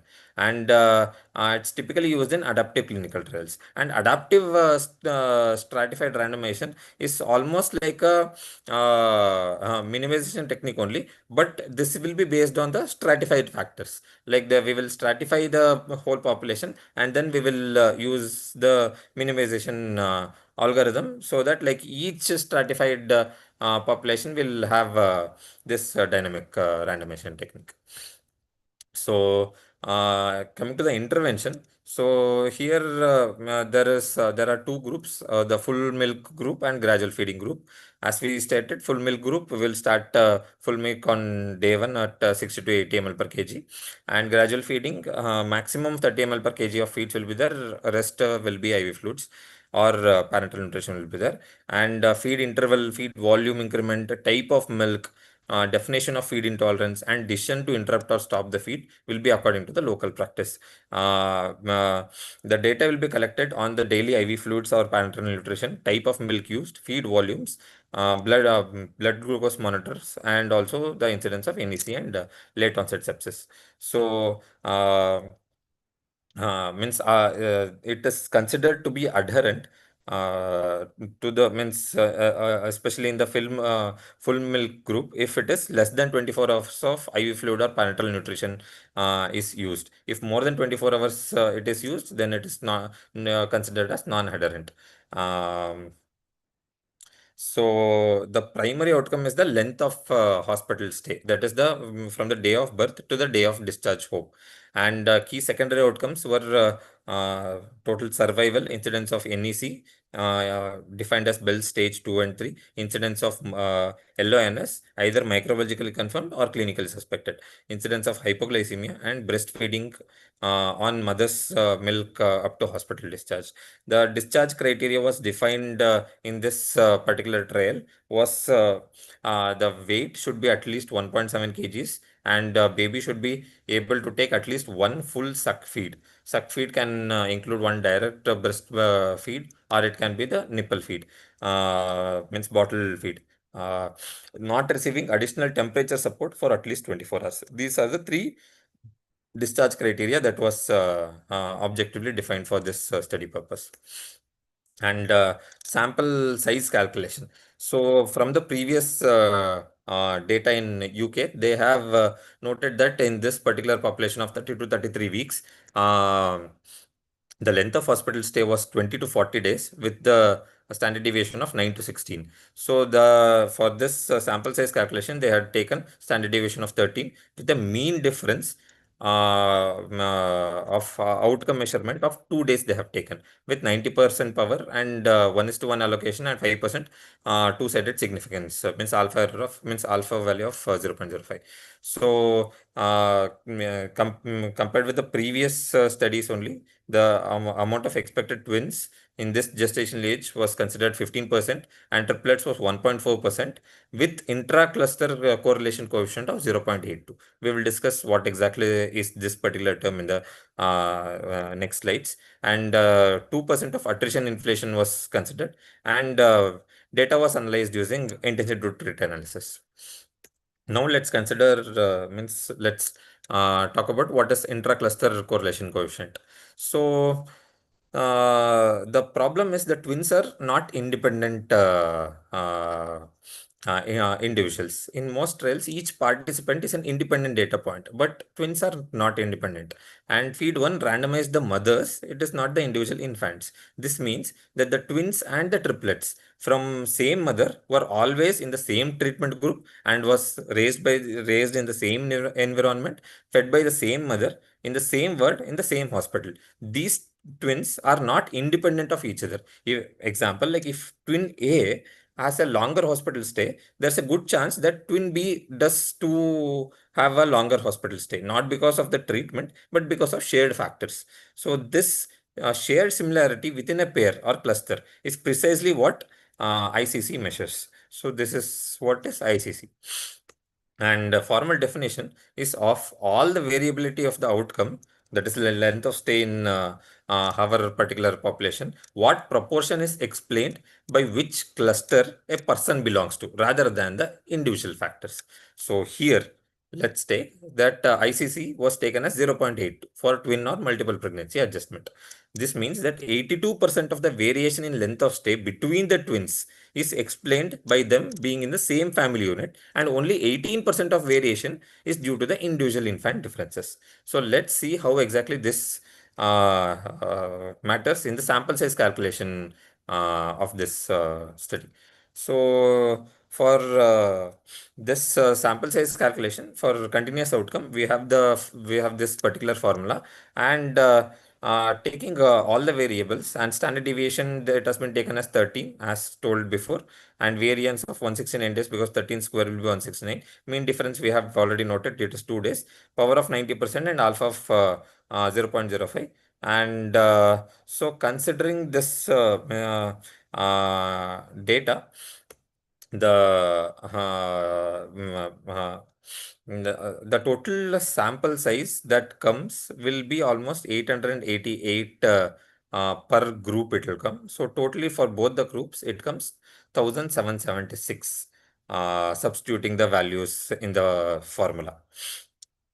So, but as we know that like we have included ICC of 0.82. So totally like it was assumed that 15% of twins will be there and for 1.4% of triplets will be there. So the cluster size for twins will be 2 because it is 2 in number, and triplets will be 3. So overall singleton will be like assumed as 83% because these two will be 15 and 1.4% respectively. First, we need to calculate the average cluster size. Average cluster size is calculated by summing of the proportion into the like each cluster size unit. So like for a singleton it is 0.836 as it is 83%, and for twins it is 0.15, and for triplets it is 0.014. So average cluster size is coming as 1.178. And next we will calculate the design effect. The design effect is calculated using a standard formula, which is 1 plus the average cluster size minus 1 into the ICC. Here is where the intra-class correlation coefficient is used. So this design effect comes to 1.146, which means that almost 15%, almost approximately 15% sample size needs to be increased because of this effect of ICC correlation coefficient. So considering means 14.6%, so total amount of samples that is required is almost 2035 is required. Apart from this, we have we need to adjust the sample size for 2% of attrition inflation, which total comes to 2077 is the sample size, and per group it is almost like 1039. So let's see the study flow, how exactly it has went. So initially, like almost 8,300 infants were seen, means were eligible, and gradually, like because many didn't consent and many could not be randomized because of various other factors, 1,047 infants were randomized to full feeding, and 1,041 were randomized to gradual feeding. And 18 primary outcomes were not available in both the groups, and 1029 infants was included in the analysis at discharge in full feeding, and 1023 at discharge for gradual feeding practices. Totally, like they have included 2088 infants for randomization. So in our sample size calculation, we needed 2077 infants. Okay. So coming to the baseline characteristics, here we can see that like baseline, both the groups are almost similar. There was no significant difference, but a few things to be noted is most of the babies are of higher gestation. Of more, almost 50% of the babies were of 32 to 32 plus 6 weekers, and almost more than 50% of the babies were 1.5 to 2 kg babies. So they have enrolled more larger babies, and less sicker babies were there. Only like 6% were on mechanical ventilation. And also we can note that means the total antenatal steroid coverage was almost close to 90% in each group, which is a good number. So these are the two 1 minus Kaplan-Meier curves that has been used for analysis of the primary outcome, that means probability of stopping IV fluid. We can clearly note that the difference is there even from the beginning, and the hazard ratio was 1.68, which means the full milk group stopped the IV fluid 1.68 times faster than the gradual feeding group. Here also, like we can note, by around like day 7, the full milk group had 207 this thing, but gradual IV fluid, but gradual feeding has 457. But by around like day 14, means full milk group almost completely became enteral feeding, but gradual feeding group also almost completely became full enteral feeding. So the median hours of full milk group to be reaching the full milk was like 14 hours, and for the gradual feeding it is 99 hours. And we can clearly see that the curves diverge immediately from the day 1, and nearly all full milk infants were off IV fluid by day 7, as we had told just now, and this directly reflects the intervention effects. And also, if we see towards the hospital discharge, means the probability of hospital discharge, there was we can clearly see that there is no gap between the two groups. So the curves completely overlap throughout, with the hazard ratio of 0.99, and median length of stay in both the groups were 32, and means the discharge criteria was not standardized because the physiological readiness criteria, which was defined earlier, was met at day 23 itself in both the groups. So means that's why like there was no significant difference in the hospital discharge. And infants in the full milk group stopped the IV fluid 85 hours earlier, as told before, and reached the physiological discharge readiness at the same time. Yet the actual discharge was identical. This suggests bed capacity, parental confidence, and discharge policy dominate over the clinical readiness. This is one of the disadvantage of this. Taking the hospital length of stay in the hospital was one of the disadvantage because of this particular thing. So coming to the other secondary outcomes, so here we can see that like there was no significant difference between the mortality or LONS or NEC, even the breastfeeding rates. There was no significant difference, but only thing that was noted to be different was was time to full enteral feeding, which was earlier in the full milk group, as we noted before also, and total number of parental nutrition use, total number of central venous and peripheral cannulas that has been used, and these are the things that actually was significantly lesser in full milk group compared to the gradual feeding group. So gradual feeding required more parental nutrition days and more central venous catheter and peripheral cannula insertion was required. Even if we analyze in the subgroup analysis also, so with stratify means if we stratify gestational wise, so there was no difference was noted in the length of stay, even in the LONS, and even in the necrotizing enterocolitis, between the three stratified gestational age of 30 weekers, 31 weekers, and 32 weekers. And even for small for gestational age, there was no difference. It was noted for the length of stay and late onset sepsis. So between the two groups. So as I just told, there was no difference in the primary or secondary outcome. in the subgroup analysis also. And the mean length of stay means only 242 SGA infants were involved. And for the full milk group, it was 36 days. And for the gradual feeding group, it was 39 days. So, but even then, it was not statistically significant. And full milk group also, like no NEC was noted. Uh, Means here. So coming to the salient findings, full milk feeds from day one did not reduce the hospital length of stay compared to the gradual feeding, as we saw before. And time to physiological readiness for discharge was same in both the groups, and no increase in risk of adverse effects like NEC or hypoglycemia was noted. And supplementing mother's milk did not affect the breastfeeding rates at discharge or at 6 weeks. And time to reach the full milk feeds was at 14 hours in the full fed group compared to the 99 hours in the gradual feeding group. And the full fed infants require the less TPNs, fewer IV lines, and intensive care unit time was 1 day lesser. But HDU compared to the overall hospital stay, it was the similar. Okay, coming to the strengths and limitations of the study. The strength of the study, it was a successful recruitment, and the randomization of the infants was done within 3 years after of the birth, and infants were followed up even after discharging home. So, and they had reported 6 weeks outcomes has been reported, and 24 months neurodevelopmental outcome is yet to be reported.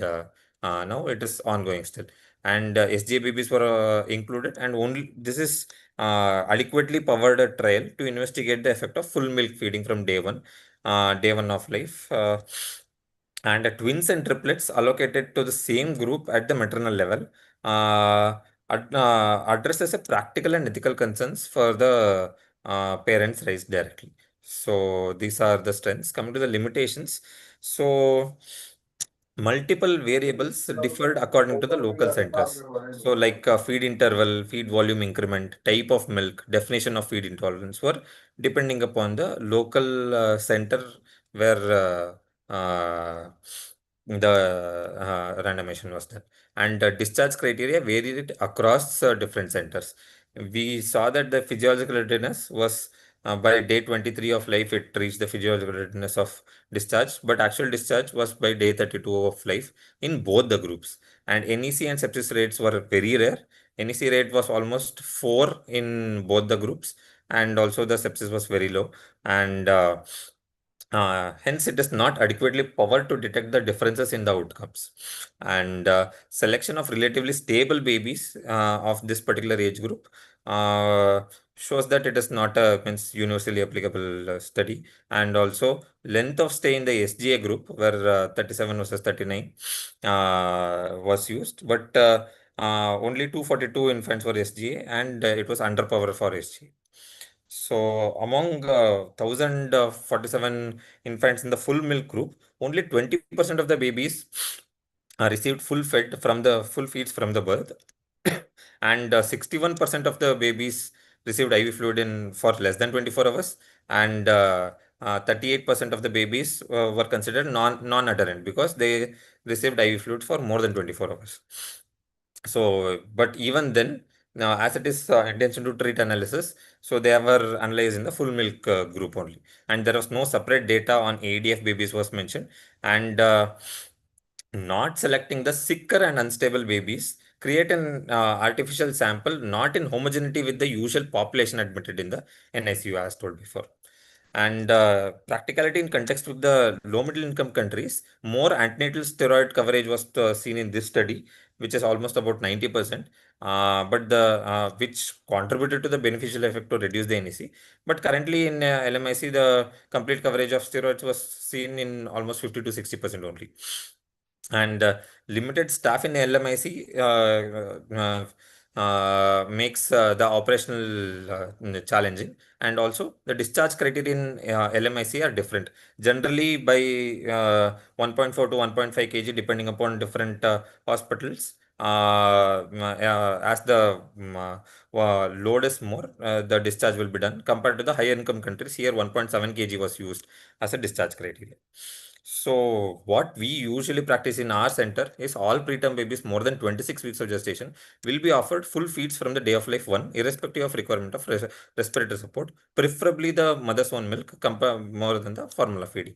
And less than 26 weeks, MEN will be initiated and gradually increment by 20 ml per kg per day will be done. And preterm infants with abnormal Doppler with ADF or RADF will be kept NPO for 6 hours, followed by MEN and gradual hiking of feeds at 20 ml per kg per day will be done. And preterm babies on inotropic supports will be kept NPO till the inotropes are tapered to the minimum dose, which is like 0.1 mics per kg per minute of adrenaline for 4 to 6 hours, after which MEN will be initiated and hiked. Preterm babies where feeds are contraindicated, like surgical cases, babies will be kept NPO only, and feed intolerance will be defined by the development of one of the following. Either 3 episodes of large amount of vomiting in past 24 hours, increasing abdominal girth by 2 centimeter, or blood or bile stained aspirates are there. So take home message, full enteral milk feeds from day 1 in stable preterm infants is safe and feasible as shown in this study. And early full feeding did not shorten the length of NICU stay, nor it increases the incidence of NEC hypoglycemia or mortality. And full fed infants required less TPNs, less IV fluids, fewer IV lines, shorter intensive care unit time. And early milk supplementation did not reduce the breastfeeding rates, and full milk feeds soon after birth is a simplify care and supports early nutrition. So coming to the consort checklist. So first, did the study address a clear focused research question? Yes. This had a clear research question, and also assignment of the participant to the intervention was randomized. Yes. And were all the participants to enter the study accounted for its conclusion? Yes, this study showed. But this study did not blind for the intervention, did not blind for the participant. But the analyzers were blinded. Means so were the study group similar at the start of the randomization of control trial? It was yes. And apart from the experimental intervention, did each study group receive the same level of care? Yes.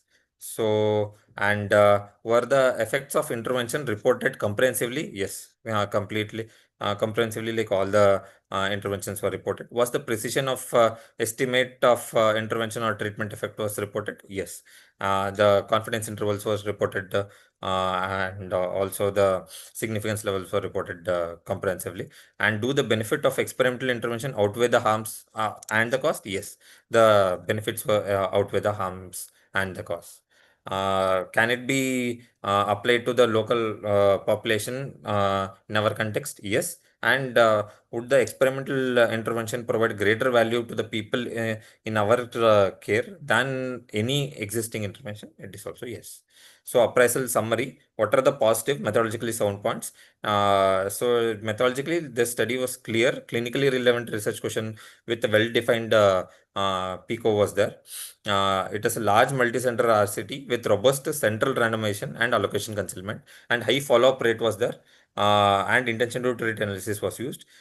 Key safety outcomes with NEC sepsis and hypoglycemia evaluated by independent blinded committee was there. And comprehensive reporting of outcomes with effect size, confidence intervals, and p-values was there, and shows no increase in the major harms and reduction in the parental nutrition and central line use. What are the negative or relatively poor methodological consideration? Blinding of clinician and family was not possible. Length of stay is influenced by the local discharge policies, which varied across the centers. And NEC and sepsis were relatively very rare, so it was not powered for these outcomes. And some heterogeneity in the co-interventions between the centers due to pragmatic designs. First.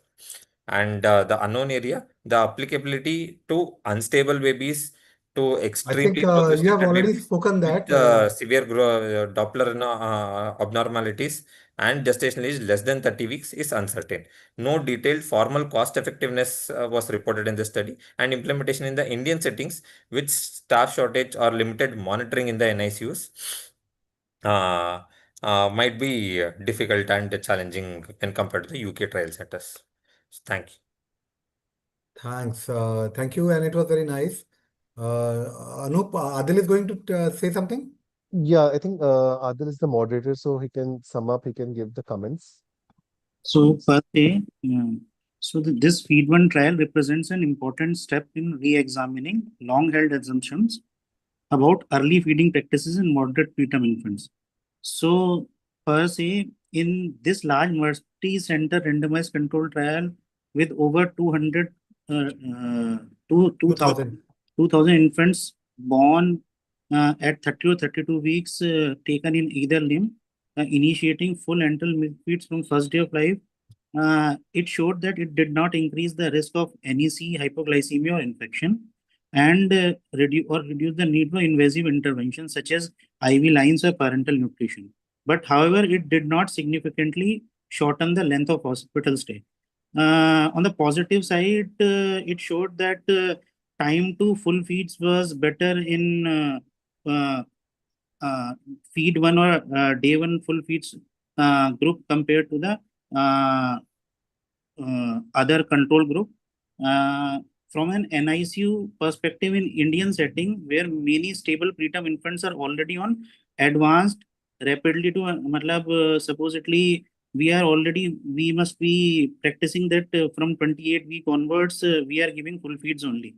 So the what we can say that practical considerations are a bit different between Indian setting, specifically in our Delhi NICUs and as compared to the UK trial, what they perceive that what we are doing. So the feed one, but in conjuncture to that, feed one provides reassuring evidence supporting early entrance strategies while highlighting the need for context-specific implementation, resource consideration, and further robust research in diverse neonatal population. So we can come up with a inter-center data on this that even in babies which are less than 30 weeks, it is somewhat safer to give full feeds from day one. And already there are studies going on in LHMC and Safdarjung on this. So I feel that this is a very good area of interest to plan So early nutrition. Adil, since you said in your center you are giving it more than 26 weeks, Yes, yes. complete enteral feeding, Yes. and that is preferably MOM. Yes. So in first day with a mother of 27 weeker, So, and you wish to give 80 ml per kg of IV fluids if you want a full feeds, yes. can you assume even for a 600 grammer or a 700 grammer, you would have 50 ml of colostrum on day one? No. So per se, that is a challenge many a times. And if suppose, so that's why if it is available, so then only we will provide. Otherwise, in more than 26 weekers and more than 750 grammars, most of the time we are providing with the top feeds also initially. But in less than 750, we still are on the conservative side. So PDHM or formula milk? Formula milk, because donor milk is a challenge at our center. But and at Safdarjung also, this was the protocol which we were following. So I'm not aware what they are following right now, but previously we were following this for the last 2 years. And I must thank Akshay. Anup, sorry, I'm just taking one more minute because the way he explained the new ways of randomization, the adaptive randomization, and the dynamic randomization, which was good. And I hope this is coming to be a new normal because we are simple into certified and other kind of randomization which we do. But this is something which is this is good. This dynamic randomization, if being used, and certified adaptive randomization, when we are trying to not to have a bad difference between the two groups, is again a good way of doing things. Great. Great. So, Adil, so can we conclude the session if it is fine with you? Dr. Sandeep has joined. I think Dr. Sandeep could not join because of certain reasons. Dr. Sandeep, we missed you on the first session. He was the chair. He was supposed to be moderating this. Please unmute कर लीजिए. Unmute.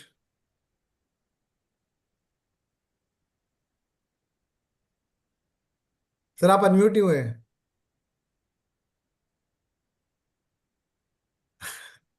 आप unmute नहीं हुए sir अभी. You find the unmute button.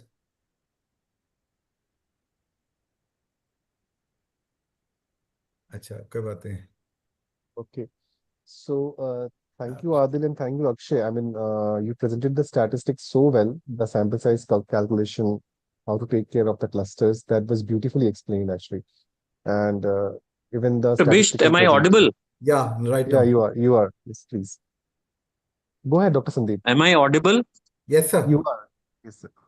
Yeah, I just want to know that 26 or 28 weeker, or even like Dr. Anoop said, on 28 weekers they start full enteral feed. How many of them need a rescue? Like ultimately you have to use try with the intention of full enteral feed, and how many need a rescue where you have to put a line, or they don't maintain their sugar or whatever, for whatever reason, distension. How many need a rescue? So what was the figures for in feed trial, feed one, Adil and Akshay?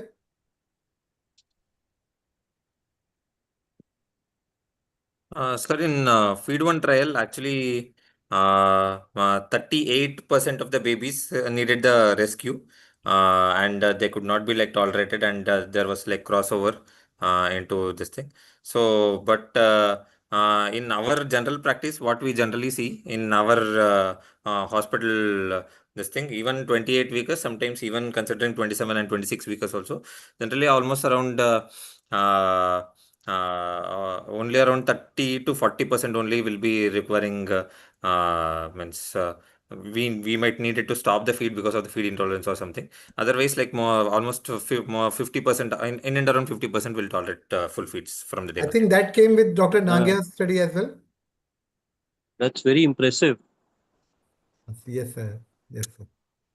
So, and just to confirm, like how much feed were you increasing every day in that fast group? Sir, How much per day you were increasing the feed? 20 ml per kg per day. 20. And you went till what? How much? 180 ml? 180 ml per kg per day. Okay. And so 50% maintained their sugars and did not have a distension. Yes, sir. Yes, sir. Yes, sir. And their sepsis screens were negative, or even with the positive sepsis screen, you would do the same? Even with the positive sepsis screen, we do the same, sir. Great. So I That's would very like to impressive. add a comment that usually Dr. we Bhavna, have sorry, to Dr. Bhavna. we usually it is better to take care that it doesn't double suddenly. So for a very small baby, 20 ml per kg increment, if it is causing a doubling of the previous feed volume, then the baby might land up in trouble suddenly with abdominal distension and other problems. Rest we it's okay for a good weight, better weight baby. But usually 20 ml per kg will not develop the feeds. If you are starting from Yeah. 60 to 80, it will not develop. Yes. So per se, But for very small weight baby, it might, if some feed volumes are double, then it's more chances of having some problems. So it's better in those cases we can have a reduction in the increment. so per se, as explained by Akshay in the physiology slide, we can have the that has given a good insight that what is the stomach volume. Okay, so gestation wise, what is the stomach volume? Because if you see in feed one trial, they have given feed intolerance, and so they have given different sort of criteria, like which vary from center to center. Like some have stopped feeds just because baby had vomiting, or baby had some aspirates feed vomiting. So without explaining that whether that was objectively classifying into feed intolerance or not. So it is better to look upon the gestational age, so that what is the stomach volume, how is the transit time going on, what is the enzymes, what is the motility status, and accordingly we have to increase our feeds. And this has been seen that in more than 28 weeks, to increase more 20 ml per kg or more will not land up generally will not land up the baby into trouble. It is in the less than 26 weeks where the stomach volume is comparatively less, and if we are giving every 2 hourly some 7-8 ml feed, then there is a chance of regurgitation of feed or abdominal distension. So, and because there will be a gut maturity also, so That's why we start with men and we go very slow. But in beyond 26 weeks, more and more evidence, specifically from our Indian setting, from Delhi itself, it is coming, and I'm sure in next 1 year or two, we will get ample evidence that even in 26 week or onwards, if the babies are hemodynamic stable, good weight, non-IUGRs, if we are starting with full feeds, it is comparable to have it will be having comparable results. And most of the centers, specifically government centers, are practicing for more than 28 weeks. We are practicing full feeds only. Either mother's own milk or supplemented with donor human milk or supplemented by preterm formula milk. And the complications are always comparable, maybe lesser in specifically in those NICUs where the load is very high and the bed strength is not 1:1. Like somewhere it will be like more than 2:1 or so. There the NICU still will be lesser, more KMCs will be promoted, and per se, because of invasive lines, the sepsis and all those things will be taken care of. I feel that is the gist in our setup. Yeah, I think, but Adil, one has to be very careful again with the population. It is okay to start full feeds. I mean, babies who are more than 28 weeks. But like, for example, you are practicing absent reverse flows, you are starting in 6 hours. Again, we don't have that much of evidence in this kind of population to No, no, start no, no. So that early, that's why. we will implement So you. that's why, sir, I was And my thought process was that those babies which are clean yeah, and exactly. hmm, Hemodynamic instability, yes, severe SGL in one centile. No? So these kind of babies have to be excluded. You have to look at baby who are hemodynamically stable. Of course, ventilation is not a parameter which is any contraindication to fill feeds, whether invasive or non-invasive. So that population has to be selected carefully. And I think there are studies from India, 5 RCTs already. Dr. Shushma's trial, Sanjeev Chetri's study from Gangaram is included in meta-analysis. Two from Bombay, one from Assam. So 5 RCTs already from India with sufficient data to say that that's quite feasible and safe. Great. Dr. Shekhar, you're there? Dr. Shekhar Vishwas? Okay, so I think he's left. Fine. So thank you, Dr. Bhavna ma'am, and thank you, Adil, and thank you, Akshay. That was really a wonderful presentation, and the way you presented a journal club is really a learning for all the DM and DNRB students, fellow students, how they should be presenting a journal club. The way you have critically analyzed the study, the way you presented the statistics into so much of depth, it was really wonderful. I'm really happy with the way you presented, and it's a learning for all of us. So thank you so much. And on behalf of Delhi MNF, I would like to just announce that our next activity is a developmental supportive care workshop, which is on 5th of April, and we'd like people to register for that. And I'd like to thank you all of you, all the members of Delhi ON, all the faculty members, all the participants who have joined today's meeting. Our President, Dr. Surendra Visht. Thank you so much, and have a wonderful evening. Good night to all of you. Thank you. Thank you so much. thank you. Okay. Thank you, Dr. Bisht and everybody. Thank you. Thank you. Thank you, sir. Thank you, sir. Thank you, everyone. Thank you, Dr. Bisht. Anup can